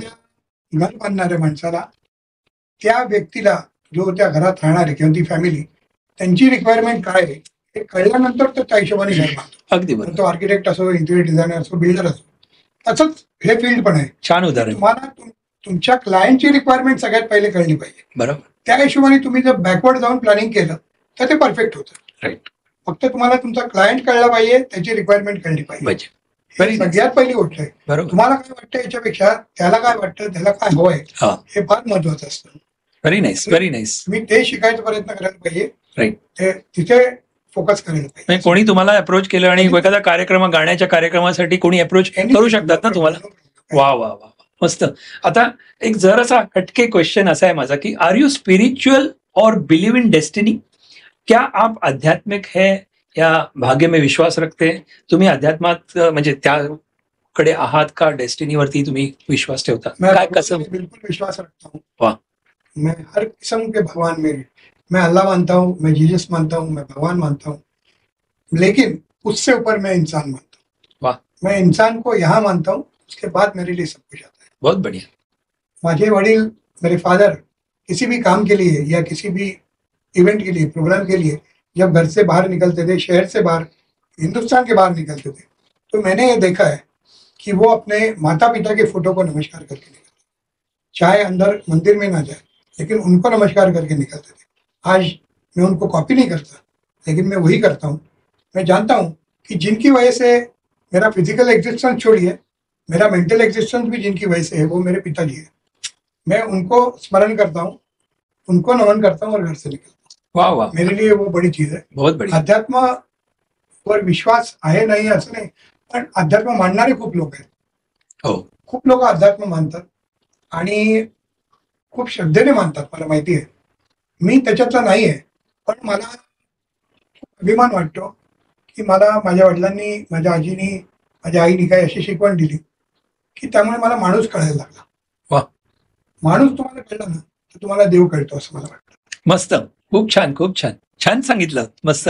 तर मला आता तुम्ही बोलता मला लक्षात आलं, तुम्ही इंदोरचे, त्यावेळेला तुम्ही इंदोरहून मुंबईला आला त्यावेळेला तुमचं वय तिथे कमी होतं की जन्म? सांगतो, आमच्या 4 पिढ्या, म्हणजे माझे पंजोबा, माझे आजोबा, माझे वडील आणि मी, आमच्या सगळ्यांचा दात्यांचा जन्म इंदोरचा. पण आज मी तुम्हाला काही अशी गोष्ट सांगणार आहे जी खूपच कमी लोकांना माहिती आहे, का माहिती नसेल. ओरिजिनली दाते लोक हे कोकणातले, हे इंदोरचे नंतर झाले. ओके. पण हे ओरिजिनल असं म्हणतात की अनेक वर्षापूर्वी, जवळजवळ 150 वर्षापूर्वी प्लेगची खूप मोठी साथ आली होती कोकणात. ओके. आणि ते खूप जगाला माहिती आहे. त्या प्लेगच्या साथीमध्ये दाते लोक जिथे राहायचे, राजापूरच्या जवळ अडिवरे म्हणून गाव आहे. अडिवरेची देवी खूप प्रसिद्ध आहे. तर तिथे हे पसरलं आणि ही लोक गडगंज श्रीमंत होती. यांचं आडनाव एक तर दाते नव्हतंच कधी, तेही सांगतो तुम्हाला. यांचं आडनाव दीक्षित होतं. दाते साहेबा, सगळे दाते ऐका, त्यांचं आडनाव दीक्षित होतं. आणि त्या दीक्षित लोकांनी इतकी गडगंज श्रीमंत, त्यांनी जो प्लेग आला तर त्यांनी सगळी संपत्ती आपली गावाला वाटून टाकली. सगळी म्हणजे सगळी, दुसऱ्याशी स्वतःकडे खायला अन्न नाही अशी परिस्थिती होती आणि ती संपत्ती वाटून टाकली. बरं आता करायचं काय? आता आपल्या नंतरचं जनरेशन कसं जगवायचं? तर त्यांच्या जनरेशन मध्ये जी काही 8-10 वर्षाची तेव्हा मुलं होती दीक्षितांकडे, त्या लोकांना कळलं की मध्य प्रदेशमध्ये इंदोर नावाचं एक गाव आहे, तिथे मराठी होळकर राजे होते आणि होळकर राजे हे गरीब ब्राह्मण मुलांना तिकडे राहायला आणि खायला प्यायला फुकट देत असत आणि शिकायला. तर ते चालत इंदोरला गेले त्या वयामध्ये तेव्हा. क्या बात आहे. आणि तेव्हा जे तिकडे सेटल झाले ते माझ्या जन्मापर्यंत दाते लोक तिकडे. आज नवीन इन्फॉर्मेशन आम्हाला दिली. तर माझी मनापासून विनंती आहे, सगळे दाते जे ऐकत असाल तुम्ही, तर तुम्हाला इन्फॉर्मेशन माहिती होती का किंवा आणखीन काही इन्फॉर्मेशन माहिती आहे तर जरूर आमच्या या कमेंट्स. पण माझ्या कारण पण तरी येस एक्झॅक्टली, म्हणजे दाते हे नाव जसं खरंच आहे काही. ते दाते नाव का झालं की या दीक्षितांनी सगळेच सगळं प्रॉपर्टी देऊन टाकली आणि सगळे पैसे देऊन टाकले. ग्रेट. त्या दिवशी ते दाते झाले देणारे. अरे वा वा, छान छान. म्हणजे मला ते हेडलाईन्सच दिसतात आता. पण नाही, खरंच किती इंटरेस्टिंग गोष्ट तुम्ही सांगितली आणि खरी गोष्ट. म्हणजे कधी कधी आपल्याला माहित नसतं. ही गोष्ट माझ्या वडिलांनाही माहित नव्हती. माझ्या एका आजीनी मला सांगितली, चुलत आजीनी. अरे वा वा. तुला माहितीये का? तुझ्या वडिलांनाही माहित नाही म्हणून मी तुला सांगते, म्हणून त्यांनी मला सांगितलं. खूप छान खूप छान. कारण का मी बघतोय लास्ट आता आपले ह्या एपीएन पॉडकास्टमध्ये जेवढे काही प्रश्न मी जेव्हा आपले गेस्ट त्यांना विचारतो ना, तर त्यावेळेला असे काही काही गोष्टी येतात की जे कोणी आहेत आपले बघणारे ऑडियन्स आहेत ते इन्व्हॉल्व्ह होतात आणि लगेच त्यांना काहीतरी प्रश्न पडतो. म्हणून मी आता असं लिहिलं की म्हटलं तुम्हाला जर काही प्रश्न असेल किंवा तुम्हाला पण काही सांगायचं आहे तर जेवढं इंटरॅक्टिव्ह आपण करू तर आणखीन आपली टीम आपण वाढवू शकतो, आपले ऑडियन्स वाढवू शकतो. तर नाही, हे काही लपवण्याचा प्रश्नच नाही. पण मला दुसरी एक म्हणायचं की इंदोर म्हटलं, कारण माझे काही फ्रेंड्स आहेत, महाराष्ट्रीयन फ्रेंड्स आहेत आणि एवढं उत्कृष्ट हिंदी बोलतात ना. तर माझं म्हणणं आहे की असं मी कुठेतरी वाचलं की उर्दू बाबांना आणि खूप छान, पण मराठी उर्दू पण असतं असं मी ऐकलं काहीतरी. पण उर्दू हिंदीच असतं ना. लँग्वेजची आपली मजा वेगळी आहे. हो ना. पण हिंदी बाबांचं उर्दू सुद्धा अप्रतिम लँग्वेज आहे, जगातली मस्त गोड आहे. जिथं आपण मराठी मानतो तसंच मला नेहमी असं वाटतं की भाषेमुळे कधी काही अडू नये. ट्रू. बंगाली भाषा मला तितकीच आवडते, गोड. मराठी मला प्रश्नच येत नाही, मातृभाषा आहे माझी. पण उर्दू सुद्धा तितकीच अप्रतिम आणि गोड भाषा आहे. बरोबर. कारण कुठल्या जातीचा माणूस आहे म्हणून मी त्याच्याकडे बघत नाही कधी. ऍब्सोल्युटली.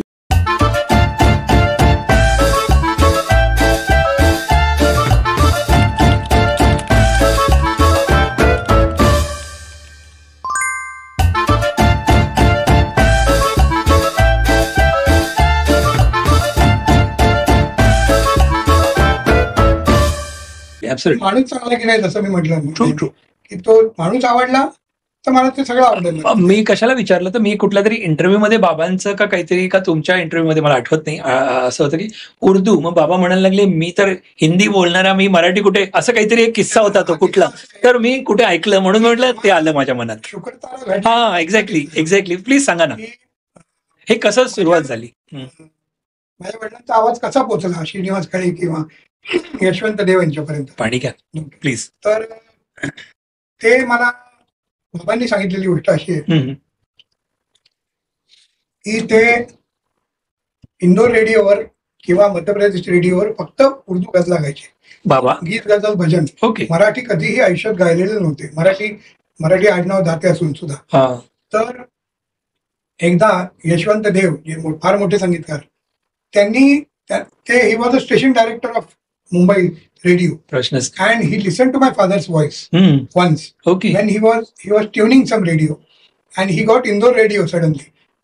और उन्होंने गजल सुनी. क्या बात है. गजल सुनने के बाद आखिर में जब नाम आता है तो रेडियो अनाउंसर ने अनाउंस किया होगा कि अभी आपने A.R. दाते से ये गजल सुनी. नाम भी कुछ अलग था. A.R. दाते से गजल सुनी. येस. तो यशवंत देवांनी विचार केला की अरे A.R. दाते म्हणजे हा मराठी असलं पाहिजे, पण याची इन्क्वायरी करूया, हा फार चांगला आवाज आहे. म्हणून त्यांनी Shrinivas Khale, the maker of Shukratara, उनको वो भी उसी वक्त रेडियो स्टेशन पे काम कर रहे थे. काय दिवस होते बघा. खूप पी.एल. देशपांडे, मंगेश, जबरदस्त फळी, देव, श्रीनिवास खळे, ग्रेट. केशवराव भोळे हे सगळे लोक एका वेळेस रेडिओवर होते. मस्त. तर खळे साहेबांना त्यांनी बोलवलं आणि सांगितलं, खळे साहेब या आज आता जो टाइम आहे नोट डाऊन करा, उद्या याच वेळेस माझ्याकडे या, माझ्या कॅबिनमध्ये मी तुम्हाला एक आवाज ऐकवणार आहे. तर खळे त्या हिशोबाने आले आणि त्यांनी ऐकलं. बाबांची एक जी गझल आदल्या दिवशी झाली होती तीच रिपीट होणार होती. ओके. तर खळ्यांनी ऐकलं आणि हा आवाज यावर पण असं कधी आवाजच नाही ऐकला. वा वा. तर तो म्हणे पता करा तुम्ही की हा कोण आहे काय आहे. तर यशवंत देवांनी ऑल इंडिया रेडिओ इंदोरला पत्र लिहिलं.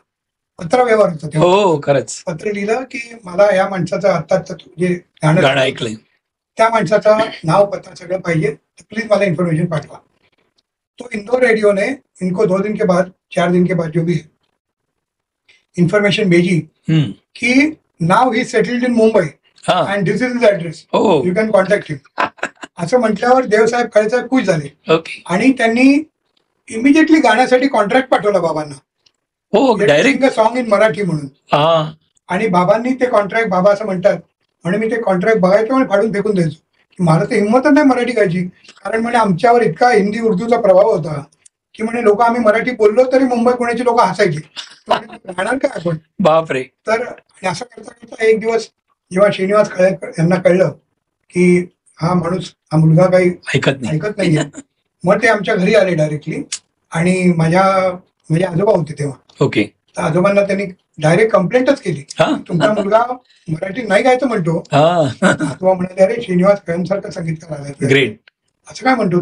तर बाबांनी परत त्याच उत्तर दिलं की बाबा तुम्हाला कल्पना आहे की आपण मराठी बोललो तरी लोक असतात. नाही, तुझं आडनाव दाते, तू मराठी गायला पाहिजे असं माझ्या आजोबांनी सांगितलं. आणि मग त्यांना सांगितलं खळे साहेबांना, खळे साहेब तुम्ही काय गाणं बनवलं ऐकवावं म्हणून हार्मोनियम बाबांना सांगितलं, हार्मोनियम पुढे कर त्यांच्या आणि गाणं ऐकवलं. बाबा म्हणे ते गाणं होतं शुक्रतारा मंद. पहिलं गाणं आयुष्यातलं.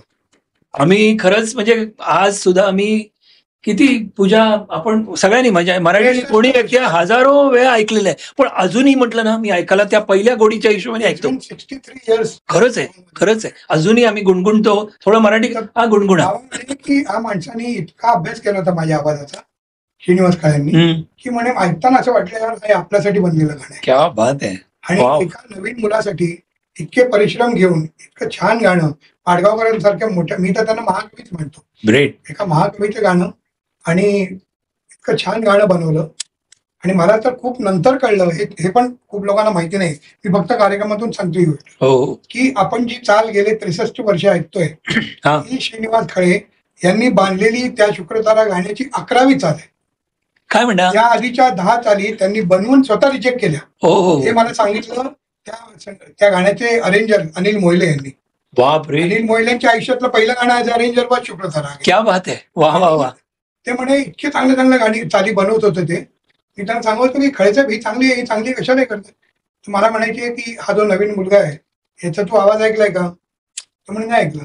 म्हणजे तू ऐकशील ना त्याविषयी तुला कळेल मी एवढी मेहनत का करतोय. क्या बात आहे. म्हणजे मला जोपर्यंत त्याच्या आवाजाच्या जवळ जाणारी चाल बनत नाही तोपर्यंत मी बनवत राहणार. आणि त्यांनी ती बनवली, ती 11वी चाल जी आपण 63 वर्ष आहे. बाप रे बाप. वा वा वा. अनिल मोहिले त्यांचं नाव घेतलं म्हणजे पहिलं गाणं तुम्ही म्हणताय. आज मोठे अरेंजर आहेत ते. आणि अनिल मोहिलेजी तुम्ही जर ऐकत असाल हा प्रोग्राम तर जरूर. सॉरी आता नाही आहेत. हो सगळ्यांचं खरंच. एक असं गाणं जे पाडगावकर आणि श्रीनिवास खळे या कॉम्बिनेशनचं पहिलं सुपरहिट गाणं. क्या बात आहे. अरुण दाते यांच्या आयुष्यातलं पहिलं गाणं, मराठी भावसंगीतातलं पहिलं ड्युएट, मोहिले यांच्या आयुष्यातलं पहिलं गाणं आहे अरेंजर. सगळं फर्स्ट पहिलं ना. पाडगावकरांना विचारलं, म्हटलं पाडगावकर साहेब मला सांगा की असं काय होतं या गाण्यामध्ये की चमत्कार झाला हो. 63 वर्ष म्हणजे तेव्हा जेवढी वर्ष झाली. बरोबर. 50 वर्ष गाणी टिकतात आमचा तर विश्वासच नाही आजकाल. 50 दिवस टिकत नाही म्हणे आमच्याकडे. अगदी खरंच आहे. म्हणजे तुम्ही लोकांनी जे काम करून ठेवलंय ग्रेट, काय कमाल आहे. आणि ती आपल्याकडे ऍसेट आहे म्हणू शकतो. म्हणजे अजूनही आहे ना गाणी, ठराविक गाणी म्हटली तर ती गाणी ऐकली ना की प्रोग्राम झाल्यासारखं वाटतं. मस्त.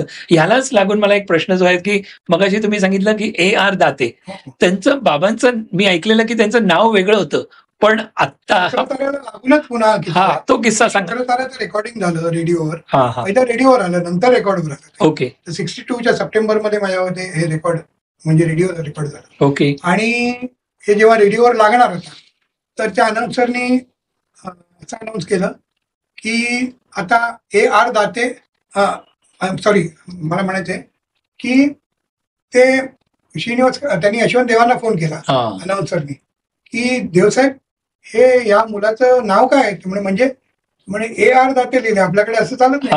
आपल्याकडे केशवराव भोळे, पूर्ण नाव, माणिक वर्मा, लता मंगेशकर, आशा भोसले, सुधीर फडके अशी नावं लागतात, जयचंद्र वाटवे. म्हणे मग मला कल्पना नाही. नाही काहीतरी नाव सांगावंच लागेल. त्यामुळे मी त्याच्या घरी 1-2 वेळा गेलो होतो, तर त्याचे वडील त्याला अरू म्हणायचे. अरू म्हणायचे म्हणजे अरुण असलं पाहिजे, लिहून टाका अरुण टाके. म्हणजे हे कोणाला तरी सरप्राइझिंग ना, म्हणजे कोणी तिसरं मनुष्य नाव आपलं ठेवतंय. यशवंत देवांनी बाबांचं पुन्हा वारसं केलं रे. हो खरंच आहे. बाबा नेहमी खूप आदराने म्हणायचे की शेवटी आडनाव देव होतं, देवाला पूर्ण अधिकार होता माझं पूर्ण.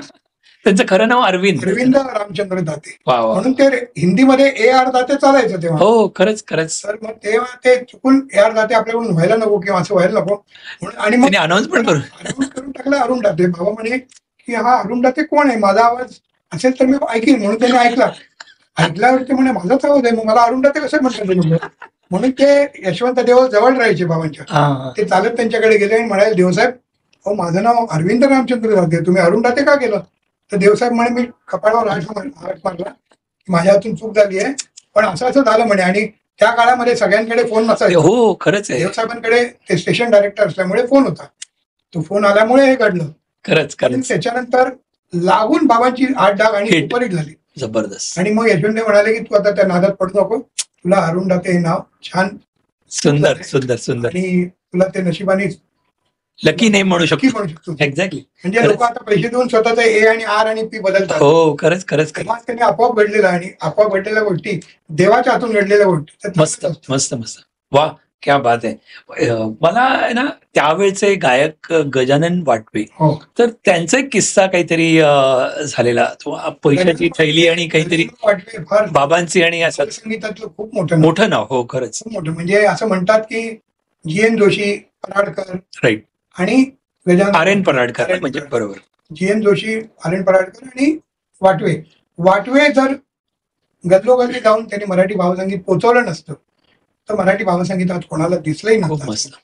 त्यांचा 85वा वाढदिवस होता पुण्याला, तेव्हा बाबांनी तो सगळा अरेंज केला. अच्छा. आणि मला अजून आठवत आहे, कारण मी त्या कार्यक्रमाला हजर होतो. बाबांनी त्यांना ते 85,000 रुपयाची थैली हातात दिली आणि त्यांना साष्टांग नमस्कार घातला बाबांनी, वाटव्यांना. आणि लोकांनी टाळ्यांचा कडकडाट केला की अरुण दाते साष्टांग नमस्कार घालतात. पण ते उभे राहिले बाबा आणि म्हणाले की मी हे दाखवायला नाही गेलो, मला सांकेतिक भाषेत हे सांगायचंय की वाटवे साहेब नसते तर अरुण दाते तुम्हाला कुठेही दिसलं नसतं. आय ओव हिम माय लाईफ ऍज अ मराठी भावगीत. आजकाल अशी व्यक्ती म्हणजे माणसं भेटतच नाहीत. माणूस की म्हणा, ह्युमॅनिटी, आणि एवढं मान्य करणं. एक्झॅक्टली. हा माणूस नसता तर माझं आयुष्य घडलं नसतं. बाबा एवढे मोठे गायक, पण तरी सुद्धा रिअल गायक म्हणून त्यांना म्हणजे मान. आणि वाव, भावसंगीतामध्ये शब्दांना खूप महत्व आहे. खरंच. शब्द तो गातो अगदी खरं मराठी भावगीत आहे. एक छोटासा किस्सा आहे. हो सांगा ना. PL देशपांडे आणि सुनीताबाई देशपांडे बाबांच्या कार्यक्रमाला बऱ्याच वेळा येत. PL देशपांडे म्हणजे पु ल देशपांडे. येस. एकदा अशाच कार्यक्रमाला 2 जण आले होते आणि कार्यक्रम संपल्यानंतर बाबांना सुनीताताई म्हणाल्या की सगळेजण खूप छान गायले, फरक एवढा आहे की तू शब्द गायलास आणि ते गाणी गायले बाकीचे. क्या बात आहे. सर्टिफिकेट अशा तिकडच्या तिकडे. किती महत्व असतं. खरंच. म्हणजे कविता गाणं वेगळं, आणि वाटव्यांच्या बाबतीत असंच व्हायचं की वाटव्यांना कविता गान करणारा माणूस असं म्हणायचे. खरंच नाव नंतर होतं, पण आधी कविता लोकांसमोर चांगली कविता आणणारा गायक म्हणजे कोणता गजानन वाटवे. अगदी गोड आवाज आणि एकदम नाजूक आवाज त्यांचा. मस्त, प्रश्नच नाही. वा. मी असा ट्रान्समध्ये गेलो थोडासा. कमिंग टू दुसरा प्रश्न, माणिक एंटरटेनमेंट सुरू करायचं ठरवलं, ते का ठरवलं, कसं ठरवलं, आणि असा काय झालं, म्हणजे why did you start Manik entertainment? 12-13 वर्षापूर्वीची गोष्ट आहे. माझी ही आयडिया कशी सुरू? माझी आई बरीच आजारी असायची त्या काळात. ओके. आणि मग मी, बाबा आणि आई पुण्याला राहायचे, म्हणून मी पुण्याला त्यांच्याबरोबर जास्तीत राहायला लागलो. ओके. त्यांना सपोर्ट म्हणून कोणीतरी हवं, ऐनवेळी हॉस्पिटलला जायचंय, काही आहे. आणि हे करताना मग माझा बराच वेळ पुण्यात जायचा. मग मी नोकरी सोडली. म्हटलं मला असं कोणी नोकरी देणार नाही की तू आईकडे पण जा, वडिलांकडे पण जा आणि नोकरी इथे करत राहा, असं नाही होणार. तर म्हणून मी नोकरी सोडली आणि मग आपण काय नवीन करायला पाहिजे याच्याकडे लक्ष दिलं. तर माझा सगळा कल म्युझिककडे होता. सारेगम हा कार्यक्रम माझ्या संकल्पनेतून उभा राहिला. ते यायचंय आणि तिकडे. त्याच्यामुळे माझ्यावर थोडंसं हे होतं की आपण जे करू ते चांगलं करायला पाहिजे. तर म्हणून मी खूप कार्यक्रम बघितले आणि मला खूप निराशा आली की लोक काय फार टिपिकल काम करतायत. म्हणून मी ठरवलं की आपण काहीतरी वेगळं करूया. आणि माझ्या आजीचं ना, माझ्या आयुष्यातली सगळ्यात जवळची व्यक्ती माझ्या वडिलांच्या यादीची बॉस मायाची. हो, म्हणून मी माझ्या आजीचं नाव माणिक, त्यांचं नाव. हो, अच्छा, म्हणून माणिक एंटरटेनमेंट नाव मी वा दिलं. माणिक, आणि ते सुरू केली कंपनी. आणि मग त्याच्या बॅनर खाली खूप वेगळं काम करत आलो आपण आतापर्यंत. प्रोग्राम्स खरंच. म्हणजे जो काय माझा ऑडियन्स जमलाय आज महाराष्ट्रात, तो याच्यासाठी जमलाय की हा मुलगा काहीतरी वेगळं करतो, की हा माणूस काहीतरी वेगळं करतो. हो, खरंच हटके काहीतरी प्रोग्राम्स असतात तुमचे. खरंच ती मला असं वाटतं की खूप मोठी पावती आहे. बरोबर, आव्हानचे आशीर्वाद आहे सगळे, पण पावती मला ऑडियन्सने ती दिली की तू वेगळं करत राहा, मी तुझ्या मागे उभा राहतो. Very nice, very nice. वा. पण मला तर आता तुम्ही सांगितल्याप्रमाणे की तुम्ही दूरदर्शनला पण खूप काही कार्यक्रम सुरुवात केली म्हणा, किंवा तुमची संकल्पना होती.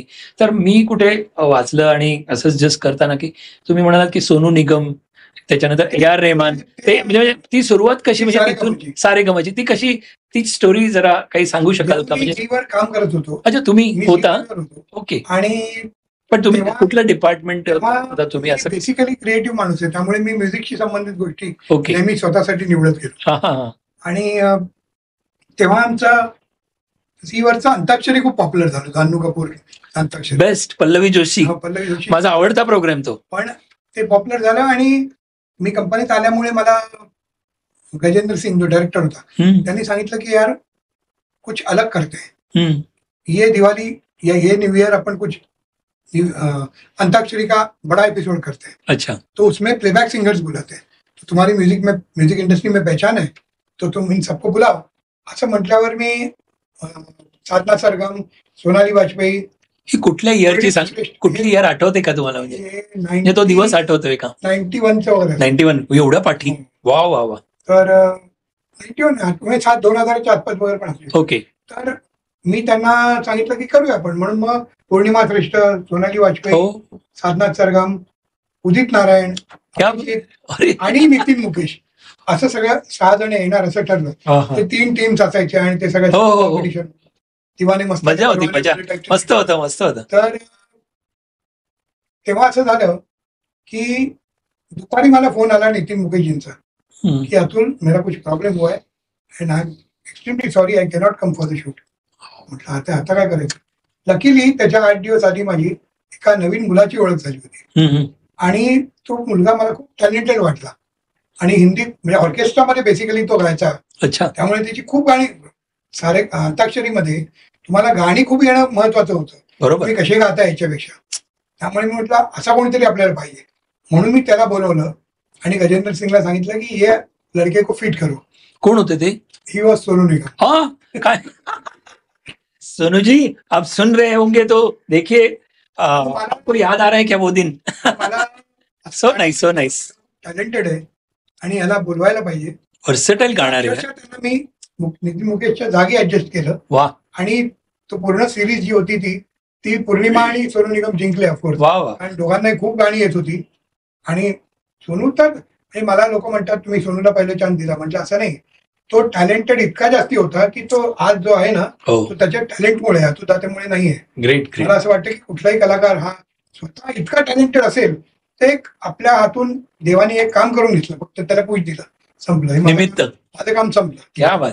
तुम्ही त्याचं क्रेडिट घेत नाहीये, ती चांगली गोष्ट म्हणा किंवा ती तुमचा स्वभाव आहे, पण त्याचं टॅलेंट नसतं इतकं मोठं. नाही, ऍब्सोल्युटली, ऍब्सोल्युटली. म्हणतात ना की एक समोरासमोर येणं जरुरी असतं आणि तुम्ही एक ते निमित्त ठरलं खूप. पण रिअली व्हेरी नाईस. पण तुम्हाला तो किस्सा पण आठवतोय का, म्हणजे सारे गमाचा? तुम्ही पल्लवी जोशींबाबतीत तुम्ही म्हणाला होतात की म्हणजे मी कुठे वाचलं की फॅमिली, फ्रेंड्स आणि असे तुम्ही तसे होते. ती खूप जवळची, म्हणजे काय म्हणू शकतो, ती माझी मैत्रीण पण आहे, ती माझी बहीण पण आहे, सगळं म्हणू शकतो. हो हो. कारण तिचा जो मोठा भाऊ अलंकार, मास्टर अलंकार म्हणून, चाइल्ड आर्टिस्ट, अमिताभ बच्चनच्या लहानपणीचे रोल करणारा. अगदी अगदी. दिवार असो किंवा शोलेमध्ये त्यांनी एक संजीव कुमारच्या फॅमिलीचा रोल केला होता. बरोबर बरोबर. खूप रोल केले. बिलकुल बिलकुल. तर तो माझा मित्र. अच्छा. आणि पल्लवी त्याची लहान बहीण. पल्लवीला आम्ही अक्षरशः 3-4 वर्षाची असताना पासून बघतोय. हो. आणि आता ती मोठी ऍक्ट्रेस फार मोठी होती पहिल्यापासून, बरोबर. पण तिला रेकग्निशन जे मिळायला पाहिजे ते आता मिळतंय आणि I am very happy about. खरंच. तर मराठी सारेगमा जेव्हा येणार होतं, सारेगमाच्या आधीची ऍक्च्युअली गोष्ट आहे, नवीन चॅनलसाठी काही प्रोग्राम बसवत होते, तर मला विचारलं त्यांनी की पल्लवीशी बोलशील का? म्हटलं बोलतो. आणि मी बोललो. आणि ती पहिले आडेवेडे घेतली तिने की एक ऍक्ट्रेस कसं काय अँकरी करणार, तेव्हा तो प्रकार नव्हता. पण ती luckily she belongs to musical family also. तिची आई अप्रतिम गायची. हो. त्यांचा स्वतःचा ऑर्केस्ट्रा होता. हो. तिच्या आई वडिलांचा आणि आजीचा वगैरे. आणि म्हणून ती तयार झाली. आणि मग मला असं वाटतं वन ऑफ द फायनेस्ट अँकर, फायनेस्ट अँकर वी एव्हर हॅड खरंच in Marathi and Hindi both was Pallavi Joshi. त्या प्रोग्राम नंतर ते फक्त या आता कुठले तरी दुसरे जे आपण बघतो सारेगमा आणि त्याच्यामध्ये कुठेतरी बघितलंय, पण ते ती जी मजा होती ना, गाणं पण म्हणायचे सुरुवातीला. मराठी तिने जे केलं, हो, खूप सुंदर सुंदर सुंदर. पण त्यावेळेला आहे ना, मला आठवते सोनू निगम आणि यांचं होतं जेव्हा गाण्याने सुरुवात करायची, ते पण मध्ये गाणं म्हणायचे, ते ऐकायला खूप छान वाटायचं. आणि टॅलेंटेड होते. खरंच खरंच. गाण्याची समज होती, ऍब्सोल्युटली ऍब्सोल्युटली. गाण्याची समज होती. सोनू निगमचा आठवा ना तुम्ही सगळं सारेगमा, इतका अदब होता त्याच्यामध्ये. खरंच. आणि मोठ्या मोठ्या कलाकारांनी, बरोबर, हे मोठे मोठे कलाकार जजेस म्हणून यायचे, तर तुम्हाला वाटायचं की हा किती शिकलेला मुलगा आहे, हा किती अद्विनी बोलतो. ऍब्सोल्युटली. आय थिंक सारेगमाचा one of the success thing was की anchoring of Sonu Nigam. Humbleness खूप होता. मस्त. कलाकार चांगले आले, आम्ही ऑडिशन केलेले मुलं मुली होते, पण तरी सुद्धा सोनूचा हंबलनेस, सोनूचं तिथे असणं आणि सोनूचं ते तो यंग असतानाचं दिसणं, क्यूट लुकिंग. खरंच खरंच खरंच. So nice, so nice. वा वा वा. मी असं असे एक कशी म्हणजे म्हणतो ना आपण, एक फ्लॅशेस जातात तसं माझ्या समोरून असे जायला लागले प्रश्नामध्ये. तर माझा प्रश्न असा आहे की Atul theatres to Manik entertainment, ही जर्नी, ट्रान्झिशन हे त्याच वेळेला झालं का? अतुल थिएटर्स म्हणजे माझ्या वडिलांनी काही वर्षानंतर सांगितलं की आता तू जरा माझं काम बघत जा. अच्छा. आणि म्हणून आम्ही ती अतुल थिएटर्स ही संस्था. Okay okay. त्याचं क्रेडिट जातं, खूप मोठे लेखक होते वसंत पोद्दार म्हणून, त्यांना ते क्रेडिट जातं. ते मला एकदा म्हणाले की तू काहीतरी तुला करायचं काय फील्डमध्ये, तू स्वतःची कंपनी सुरू कर, छोटी का होईना. आणि त्यांनी मला, म्हणजे आता मला आठवत पण नाही ते कधी झालं, त्यांनी मला 1,000 रुपये दिले त्या काळामध्ये की तुझ्या कंपनीचं अकाउंट सुरू कर. क्या बात आहे. आणि मी आणि किशोर कदम म्हणजे सौमित्र, हो, आम्ही मिळून ती कंपनी सुरू केली. काय म्हणता? येस.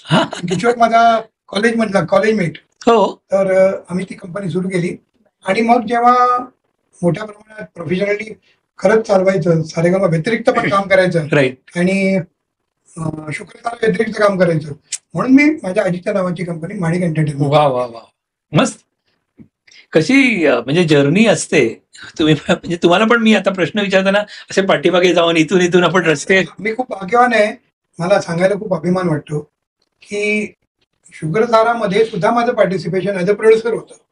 मी जवळजवळ 1,500 कार्यक्रम बाबांचे ऍज अ प्रोड्युसर केलेले स्वतःचे. वा. बाबांनी 2,500 कार्यक्रम केले. खरंच. त्याच्यातले जवळजवळ 1,500 कार्यक्रम मी कधी ना कधी त्याचा सहभाग. Great great. अतुल थिएटर्सच्या नावाने व्हायचे ते सगळे. अरे वा, खूप सुंदर सुंदर, मस्त. मग आता पण तुम्ही आता जे नवं शुक्रतारा म्हणताय ते 1,500 नाही, असे हजारोनी प्रोग्राम होऊन देतात. येस, होतील होतील होतील, डेफिनेटली होतील. 53 वर्षात केले. हो. नाही नाही, होणार. बघा, ऑडियन्स आहे, तुम्ही आहात, गायक आहे, शेवटी काय हेच प्लॅटफॉर्म तिन्ही भेटले की प्रोग्राम झाले. Very positive. एक्झॅक्टली. पण मला तुमचं प्लॅनिंग आहे एवढं. जमिनीवर राहायला आवडतं, म्हणून मी जेवढे तुम्ही राहणार ते उत्तम व्हायला पाहिजे असं मला. क्वांटिटी नाही, quality. I am with you, I am with you. आणि माझ्या वडिलांचं नाव लागलंय, त्यामुळे मी तुम्ही ते खूप जपता, मी बघितलं. कुठलीही गोष्ट जरी सगळे निर्णय माझे असतात, हो, तरी त्यातला निर्णय चुकायला नको असं मला वाटतं. ऍब्सोल्युटली. आणि ते तुम्ही जपताना नाव खूप छानच, म्हणजे तो ऍब्सोल्युटली. माझा असा प्रश्न आहे की तुमचा पहिला मोठा शो कोणता होता?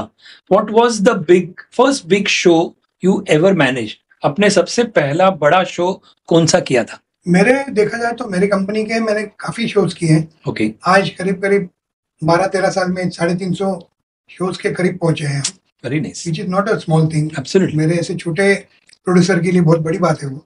और बड़ा अगर आप कहने जाए तो मेरे फादर के साथ कोई भी काम करना मेरे लिए बहुत बड़ी चीज थी. आणि मला माझं भाग्य आहे की मंगेश पाडगावकर आणि अरुण दाते असे एकत्र मी 55 कार्यक्रम केले, दोघांना घेऊन लाईव्ह. माझ्यासाठी फार मोठी गोष्ट होती. पण बिग स्केल आपण जे म्हणतो ते जर तुम्ही म्हणाल तर मी रहमानचे 2 शोज मॅनेज केले होते. A R Rahman. वा, ते कसं जमलं म्हणजे? मलेशिया केला, एक सिंगापूर केला, अरे वा, हैदराबाद केला, चेन्नई केला. मस्त. तर मला खूप शिकायला मिळालं. म्हणजे काही अनुभव सांगाल का? खूप लोक म्हणतात की रहमान 2-4 गाण्यांनी मोठा झालाय, असं नसतं.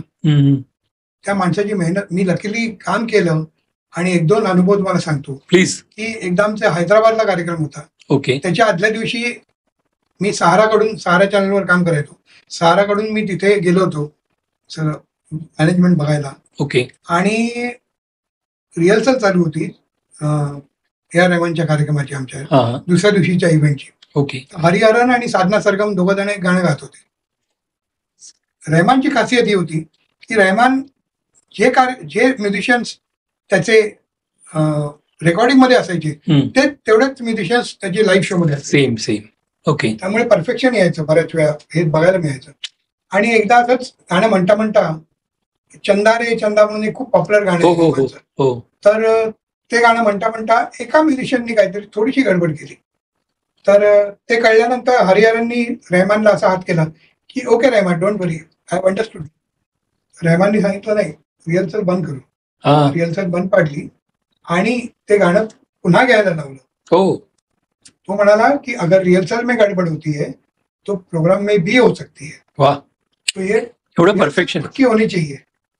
मी बघितलं आणि मी म्हटलं अरे बापरे, हा माणूस उगीच एक्झॅक्टली होमवर्क एकदम स्ट्रॉंग. आणि तो दिवस होता ज्या दिवशी रिहर्सल होती, त्या दिवशी रहमानला नॅशनल अवॉर्ड मिळत होतं दिल्लीला. रिहर्सल होती म्हणून तो नॅशनल अवॉर्ड घ्यायला नाही गेला. अरे बापरे, मोठी गोष्ट आहे. काय मोठी गोष्ट. आपल्याकडे लोक छोट्या ग्रेट शिकण्यासारखी गोष्ट होती की नॅशनल अवॉर्ड तर मिळत राहील मला, त्याचा अनुभव, त्याचं काम असं होतं. पण आजचा दिवस किती महत्वाचा आहे. आज तुम्ही करेक्ट रिहर्सल झाली तर मला चांगलं.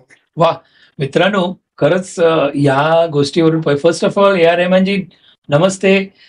खूप खूप मस्त वाटलं आणि हॅट्स ऑफ. आप क्यों इतने बडे आहे अभी मालूम पडा. That is one thing. मतलब this is one of the quality. तर माझं सगळ्यांना, खूप लोकांना म्हणणं आहे, खूप वादक, खूप गायक असे जे म्हणतात की काय करायची रिहर्सल. एक्झॅक्टली. माझे वडील 52-53 वर्ष गात होते. माझ्या वडिलांनी एकही कार्यक्रम विदाऊट रिहर्सल नाही केला. एवढे मोठे गायक असून सुद्धा. बाबांबरोबर ज्यांनी अनेक वादक ज्यांनी खूप काम केलं ते म्हणतात धाते साहेबांची परफेक्शन असं होतं की त्यांचं गाणं इतके वर्ष टिकलं, त्यांचे कार्यक्रम इतके वर्ष टिकले. याचं कारण हे की त्यांनी 2,500 कार्यक्रमांसाठी 3,000 पेक्षा जास्त रिहर्सल्स केले होते. क्या बात आहे. म्हणून परफेक्शन. आणि आजच्या पिढीला किंवा आज सगळ्या माझ्याबरोबर काम करणाऱ्या, माझ्या बरोबरीच्या काम करणाऱ्या सगळ्यांना किंवा माझ्यापेक्षा लहान असलेल्या लोकांना हे सांगायचंय की तुम्ही जोपर्यंत स्वतःला सगळं असं समजतं ना, त्या दिवशी तुम्हाला काही आलेलं नसतं. अगदी लक्षात ठेवा. खरंच तुम्ही जास्तीत जास्ती तालीम करा, जास्तीत जास्ती रिहर्सल करा, ते तुम्हाला परफेक्टच बनत. त्याच्यातून नुकसान काही नाही. त्यामुळे शिकण्यासारखी. आणि उगीच म्हणजे मी जर इन्सिस्ट करतो की हे करायला पाहिजे, तर कुठेतरी मी काहीतरी शिकलेलो असतो मोठ्या लोकांकडून किंवा माझ्या वडिलांकडून किंवा चांगल्या गोष्टीतून. रहमान काय, माझे वडील काय, खूप लोकांना मी बघितलं. मी शाहरुख खानचं 1-2 शोज केले. इतकं परफेक्शन रिहर्सल्स मध्ये. मी कार्यक्रमाचं नाही म्हणते, रिहर्सल्स मध्ये सुद्धा. क्या बात. की उगीच ते लोक मोठी होत नाही. अगदी.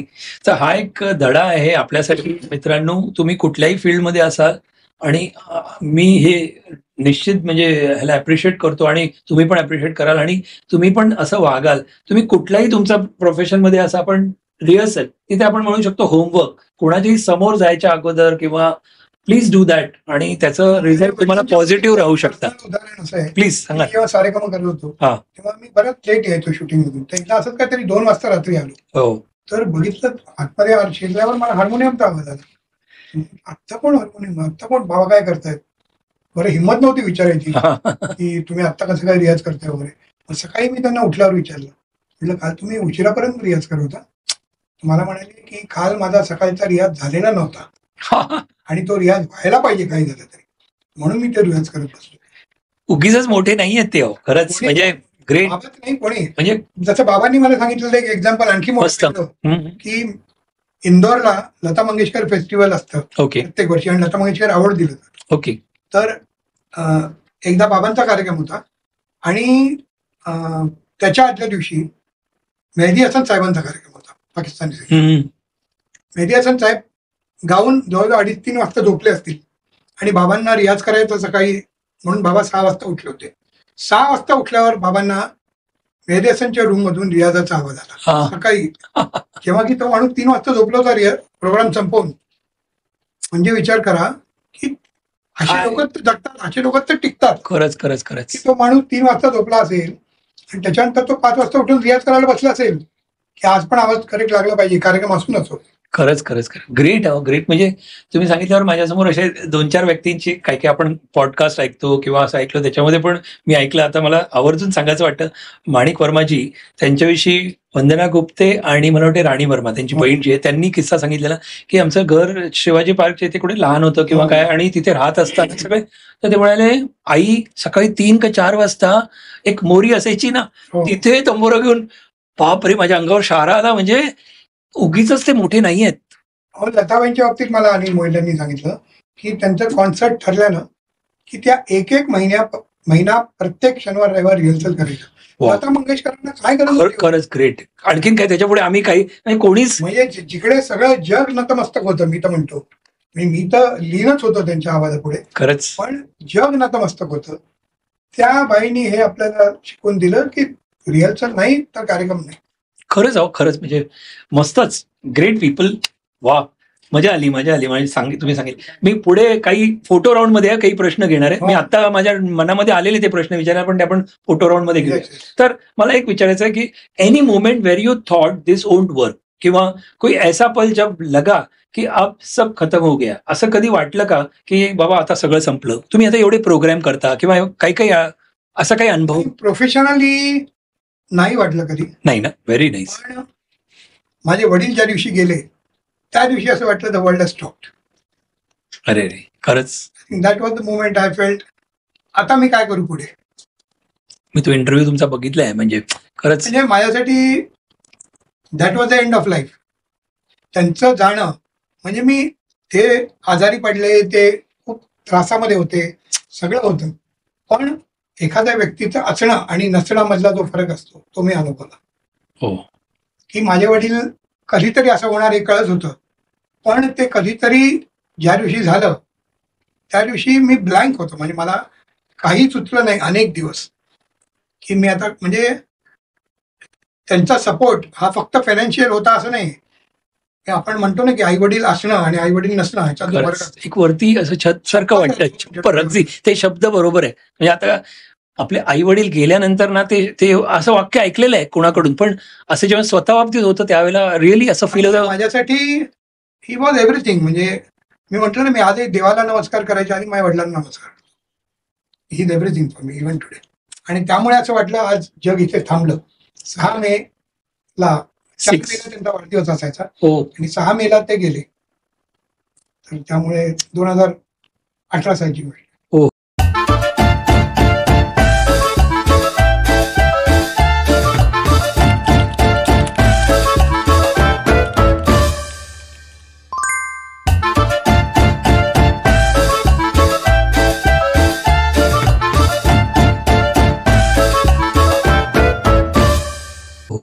हल्लीच म्हणजे तरी तसा विचार जास्ती.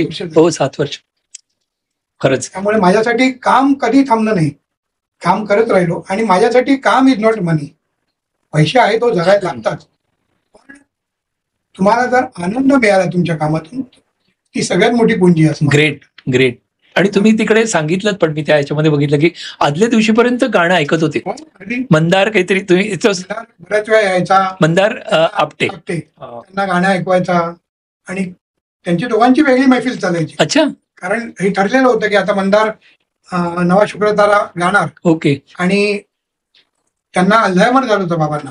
हो. पण त्यांना ते डोक्यात इतकं बसलं, मी जेव्हा सांगितलं की हा मुलगा तुम्ही ऐका, तुम्हाला आवडेल, तर त्यांनी ऐकला मंदारचा आवाज आणि त्यांना इतका आवडला की त्यांनी मला सांगितलं की ह्याला तू घेत जा.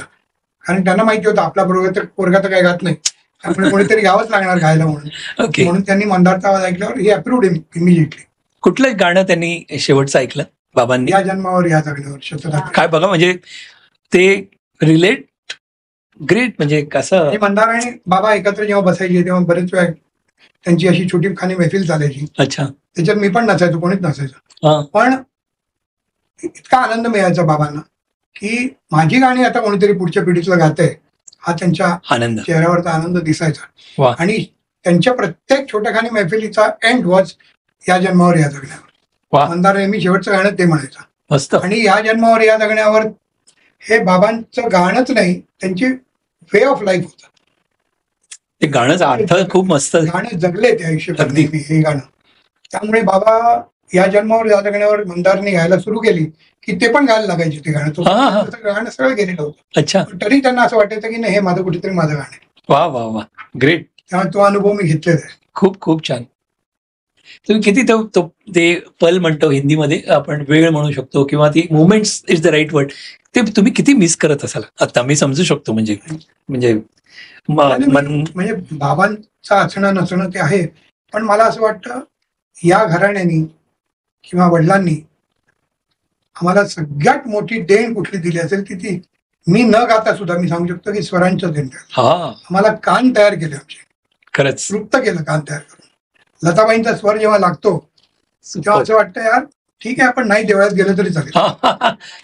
क्या बात. म्हणजे तुम्ही एकदम म्हणजे खरोखर म्हणजे असं म्हणतो ना, मला शब्द सुचले नसते हे तुम्ही म्हणणार, पण ऍक्च्युली तसं होतं. काही गाणं आपण ट्रान्समध्ये जातो बघा, एक छान मूडमध्ये कुठल्याही मूडची गाणी आपण लावतो आणि ऐकतो. लताबाई काय किंवा कोणीही खरंच सच्चा गायक म्हणतोय मी, ते इकडे पोहोचतं. गायक किंवा गायिका जेव्हा स्वर लावतात तो ईश्वरी असतो. अगदी अगदी. आणि म्हणून त्या क्षणाला वाटतं की आज आपण नाही पूजा केली तरी चालेल, ती आपली पूजा झालेली आहे. वा वा, मस्त. मी या मोमेंटला मंदार आपटे जर ऐकत असतील, बघत असतील प्रोग्राम ना, तर मी रिक्वेस्ट करतो की आम्ही रिक्वेस्ट करतो तुम्ही आमच्या प्रोग्रामला जरूर या. आणि तुमच्या ओळखीने मी डायरेक्टली ओळखत नाही, पण तरी पण म्हणजे तुम्ही पण एक सांगू शकता आणि आमच्या प्रोग्रामला आले तर खूप आनंद वाटेल आम्हाला. निश्चित. तर थँक्यू. आणि एवढी सेवा म्हणा किंवा ती जी काय त्यांच्याबरोबर जी बाबांबरोबर त्यांनी मैफिल केलेली, खरंच त्यांनी किती काय काय गोष्टी शिकल्या असतील. एक सहवास, एक एनर्जी म्हणतो ना, ती एक्सचेंज त्यांनी केलेली. बाबा त्याचे गुरु कधीच नव्हते आणि बाबांना तो फार उशिरा भेटला. एक्झॅक्टली. बाबा आजारी पडायला लागले, बाबांना काय आठवत नाही, अशा परिस्थितीमध्ये तो त्यांना भेटला.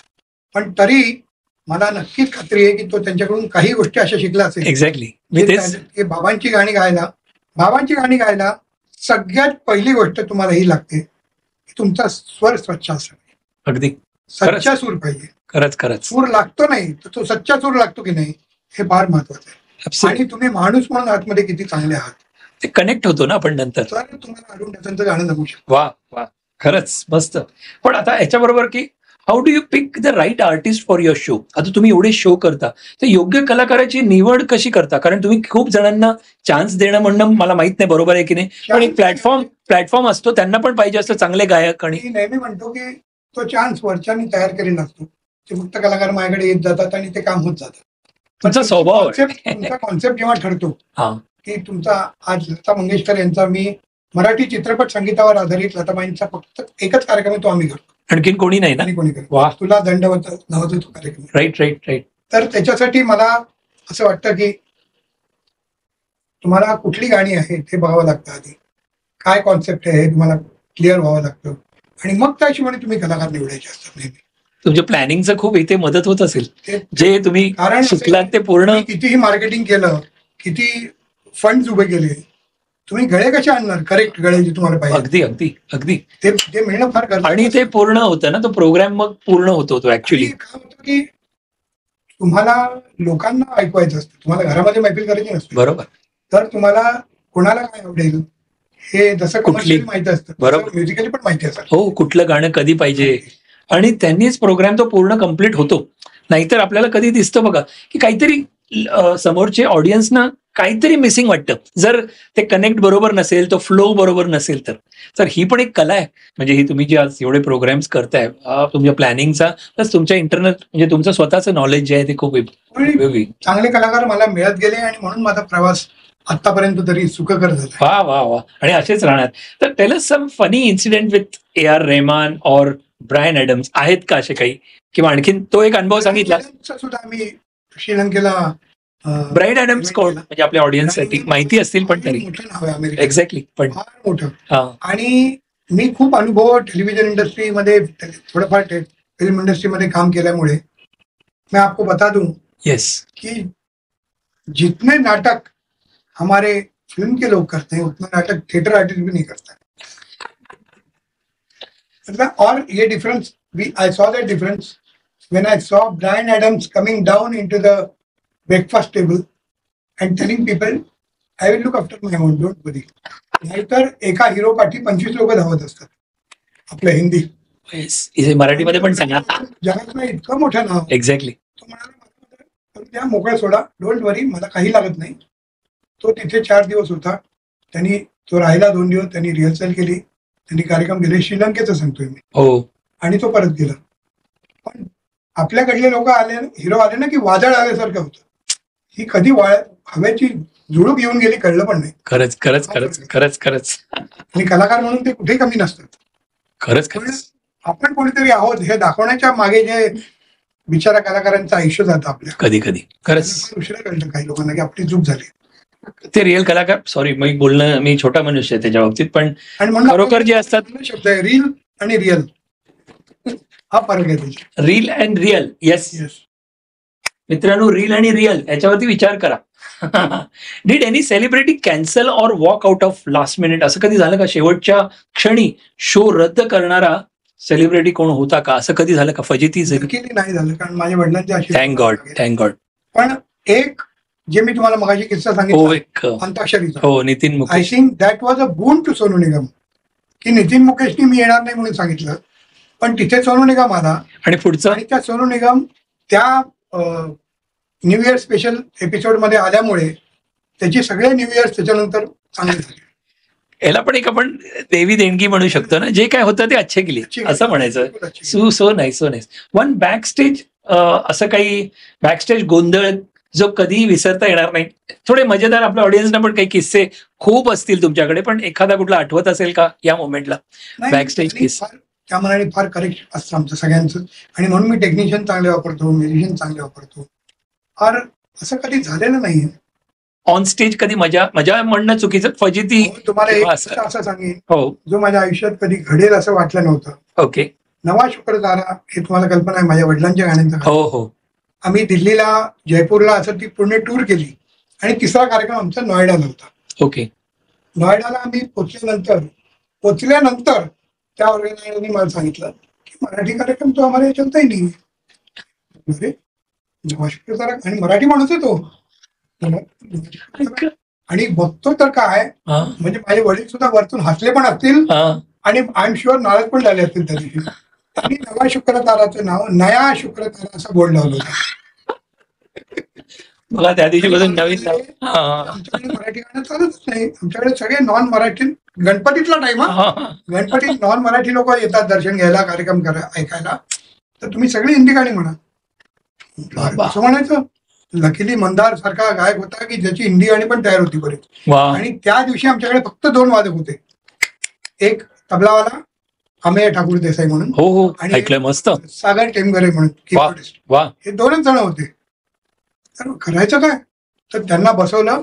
म्हटलं यार आता आपण 20 गाण्यांची लिस्ट काढूया हिंदी.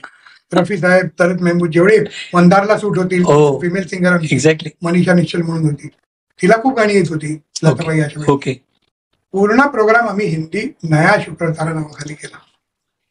तर मी म्हटलं तोच एक प्रोग्राम झाला. माझ्या वडिलांचा मान राखा म्हणून शेवटचं गाणं आम्ही शुक्र तारा केलं.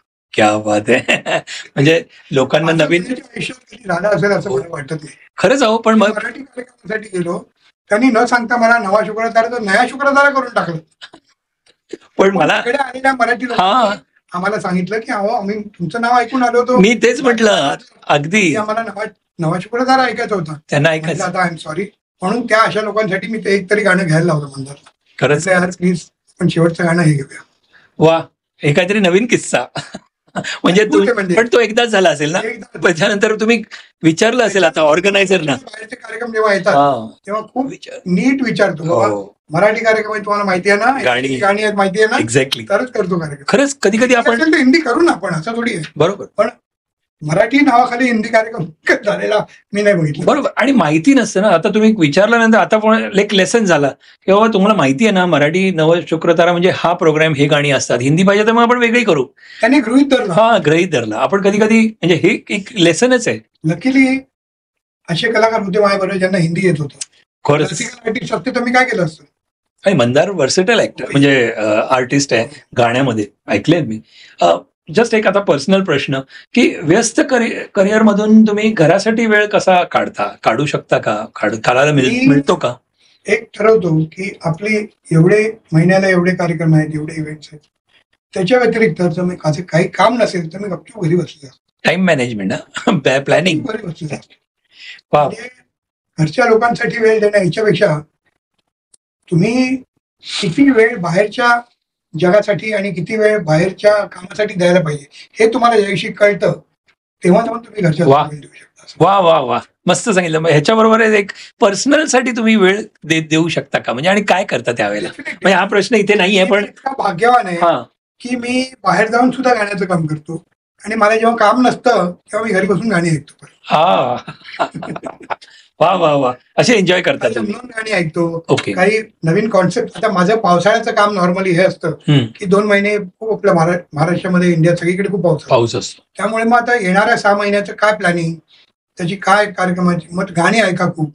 कारण मी असं ऐकल्यानंतर काहीतरी प्रेझेंट सेशन तुम्ही जेवढे जास्ती कराल तेवढं तुम्ही समृद्ध होत जाता स्वतःसाठी. बरोबर, लोकांना काय पाहिजे ते तुम्ही देऊ शकता ना. ट्रेंड चेंज होतोय वगैरे वगैरे. तुम्हाला जर कळलं नाही की तुम्हाला काय पाहिजे मग तुम्ही लोकांना काय देणार? वा, मस्त, व्हेरी नाईस. म्हणजे हा स्वभाव मला आवडला की यू हॅव टू टायमाप्रमाणे चेंज व्हा किंवा या गोष्टीप्रमाणे. पण गाणं लागतं, मला उठताना पण गाणं लागतं. वा वा वा, कुठली गाणी नंतर विचारतो मी तुम्हाला. तर कधी घरातल्यांनी म्हणजे तुमच्या शो मध्ये भाग घेतला का, म्हणजे कधी असं आले का शो बघायला म्हणा किंवा पार्टिसिपेट?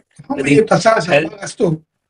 तुमच्या कामामध्ये पण काही मदत होते का? म्हणजे मी काम आणि घर वेगळं ठेवलंय पहिल्यापासून. Very nice, very nice. कारण प्रत्येकाला प्रत्येकाचं लाईफ असतं. एक्झॅक्टली. कारण माझं असं मानणं आहे की घर सांभाळणं जास्ती कठीण आहे नोकरी सांभाळणं. अच्छा, वा, म्हणजे इथे तुम्ही क्रेडिट पण देऊन टाकलं. जी व्यक्ती आज घर सांभाळते ती नोकरी पण करते, पण तुमच्यासारखा पुरुष नोकरी करून घर सांभाळू शकतो नाही करू शकत.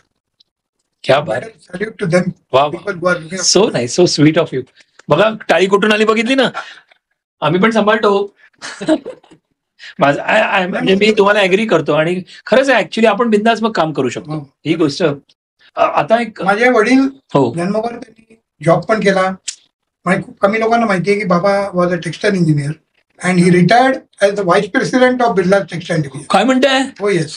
बाप रे, हे मला वाटतं मी फर्स्ट टाइम ऐकलंय. उच्च पदावर होते आणि गाण्यात सुद्धा उच्च पदावर होते.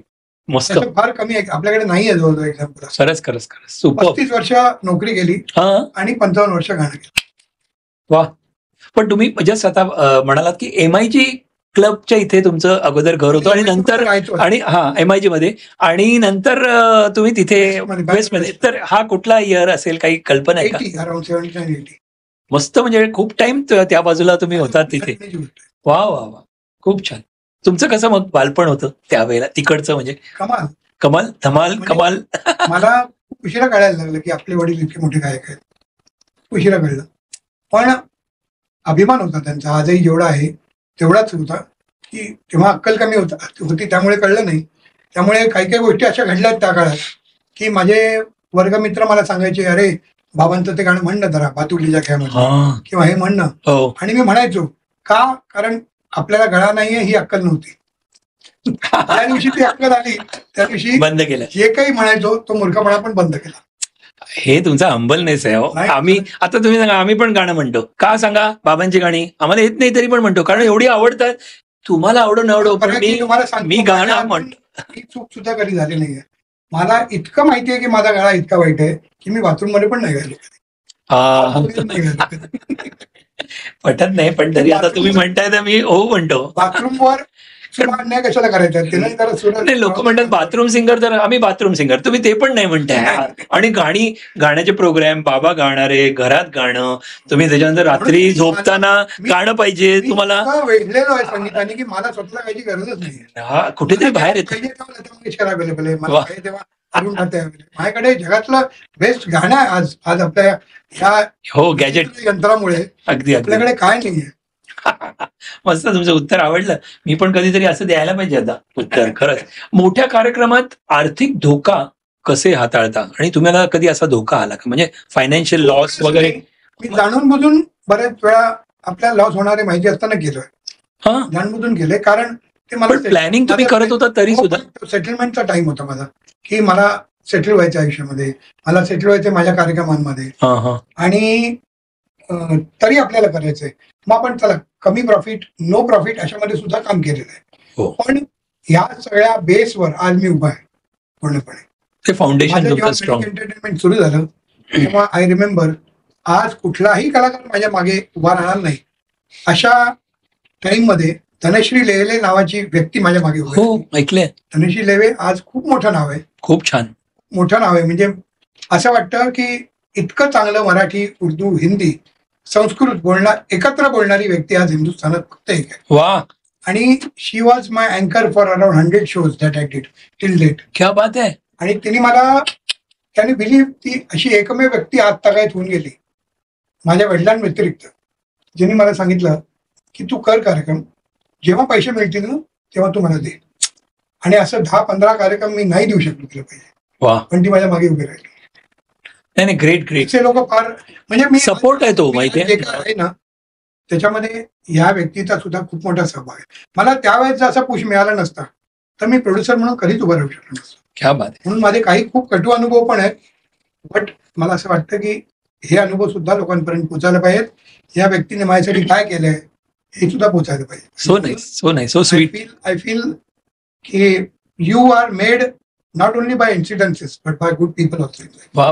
धनश्री लेले आता बघत असतील प्रोग्राम, तर त्यांना त्यांच्यासाठी मेसेज काही सांगा ना. व्यक्ती आहे आणि त्यांना मेसेज द्या तिला. म्हणजे मी आत्ताच नुकताच गोव्याला कार्यक्रम झाला आमचा, नवा शुक्रवार, आणि मी खूप एका ठिकाणी इमोशनल झालो. मी असं आता फार होत नाही, बाबा गेल्यानंतर व्हायचं जास्ती, आता फार होत नाही, पण ह्याच्यासाठी मला जाणवलं की मी गोव्याला आहे, माझ्या वडिलांचं, पाडगावकरांचं अत्यंत आवडतं ठिकाण म्हणजे गोवा.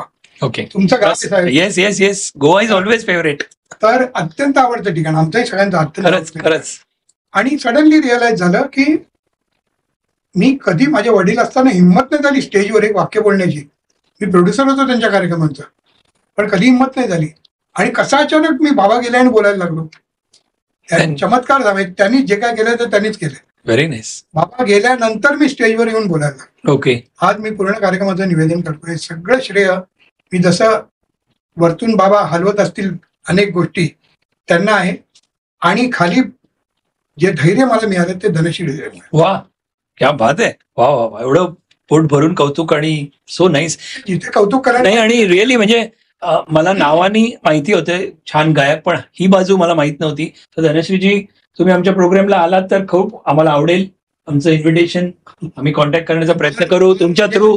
ती आमची मैत्रीण आहे, पण फार मोठी व्यक्ती आहे. येस येस, फारच मोठी. खूप छान, खूप छान, मस्तच सांगितलं.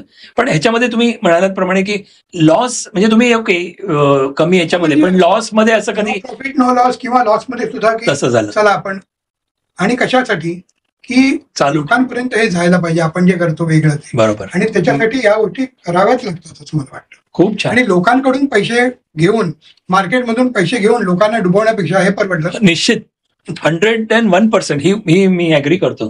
पण सर्वात कठीण शो कोणता होता तुमचा आणि का होता, असं काही आहे? माझ्यामध्ये सगळ्यात पहिलाच कार्यक्रम आमचा नवा महाकवी सावरकरांचं साहित्य, त्यांचं कवित्व. तुम्ही त्यांच्यावरती पण करता प्रोग्राम? आणि सगळं श्रेय धनश्री लेलेच आहे. कारण ती या नावाने व्याख्यान करायची. तिने 1-2 वेळा व्याख्यान केलं. मग मी तिला म्हटलं, धनश्री, एक तर सावरकर हा विषय आणि व्याख्यान करणार म्हणजे मॅक्झिमम तुझ्याकडे फक्त 60+ लोक येणार. नवीन लोक, नवीन युथ जनरेशन यायचा असेल तर आपण त्याला गाणी, सावरकरांनी काय नवीन प्रकारचं केलं होतं काम, हे लोकांपर्यंत यायला पाहिजे. खरंच. सावरकरांनी लावणी लिहिली आहे, लोकांना माहित नाही. खरंच. सावरकरांनी भावगीत लिहिलंय, लोकांना माहित नव्हतं. हे सगळं धनश्रीमुळे लोकांना कळलं. आणि तो कार्यक्रम आम्ही खूप सक्सेसफुली केला.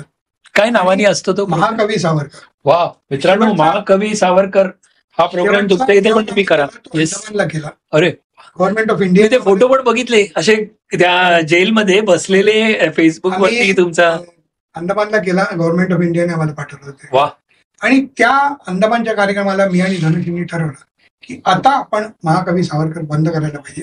कारण सावरकरांचे आशीर्वाद होते म्हणून आपण अंदमानला येऊन करू शकतो. त्याच्यानंतर आपण याच्यापेक्षा वर नाही जाऊ शकत कुठे.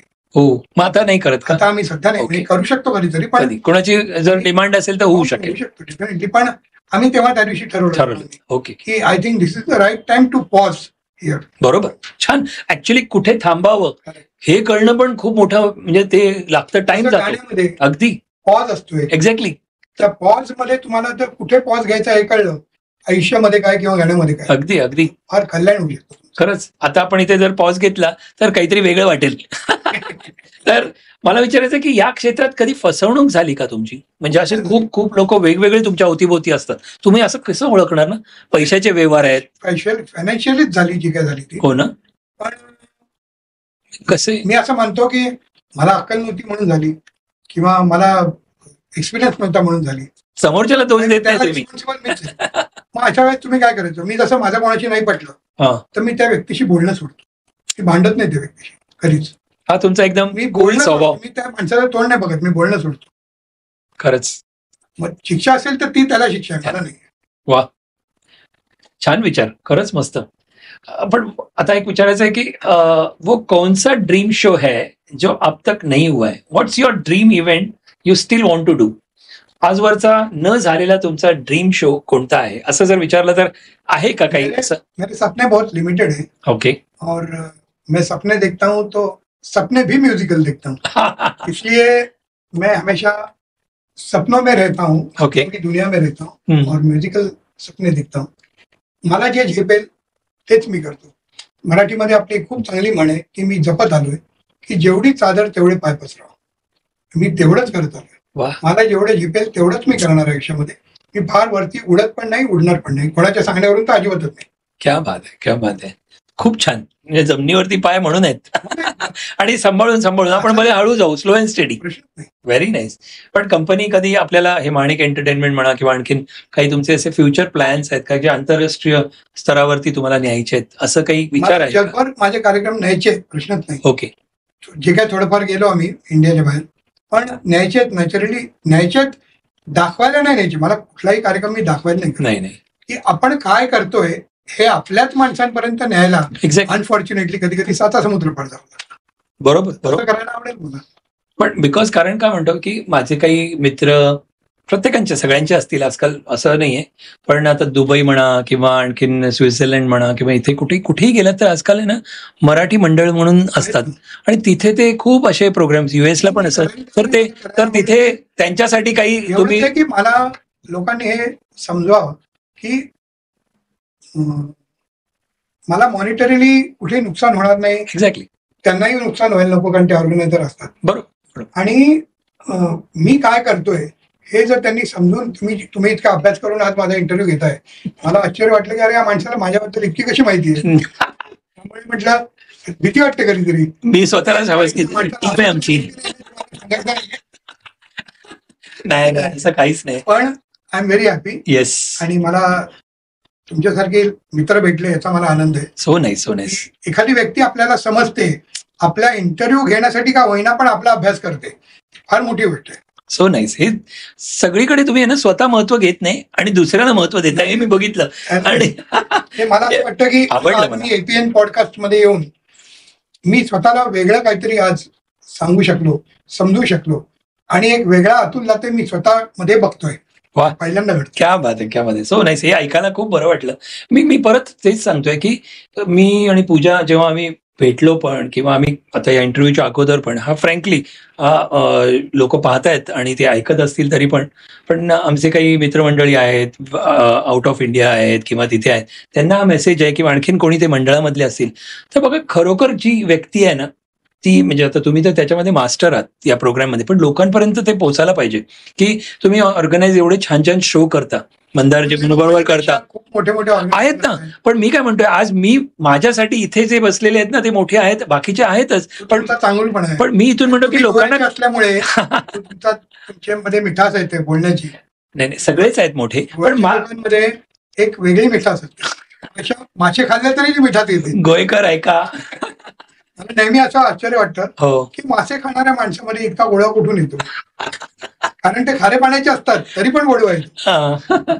नाही, तुमचा हा नवा शुक्रतारा प्रोग्राम हा मी पाहिलेला आहे आणि खरंच खूप छान आहे. हा गेला पाहिजे असं मला वाटतं लोकांपर्यंत, कारण त्यांची गाणी एक्झॅक्टली फक्त तो नाही लताबाईंचा एक जो लताबाईंच्या गाण्यांवर मराठी चित्रपट संगीतावर आधारित कोणी कार्यक्रम कोणी करत नाही. एक्झॅक्टली. किंवा आशाताईंचा आम्ही गंध स्वरांचा म्हणून कार्यक्रम करतो, बरोबर, ज्याच्यामध्ये आशाताई आणि बाबूजी यांचे फक्त ड्युएट्स असतात. True true. काही कार्यक्रम कोणी करतो. क्या बात आहे. म्हणजे मी तर ती मेजवानी सारखी समजीन. म्हणजे मला जर 13 सप्टेंबरला सावरकर स्मारकामध्ये या कार्यक्रम बघायला मुद्दाम. पूजा 2 तिकीट आपली. Any of my shows directly. Thank you. जागा नसेल ना, मी तुम्हाला स्टेजवर बसतो. वा वा वा, बस एवढं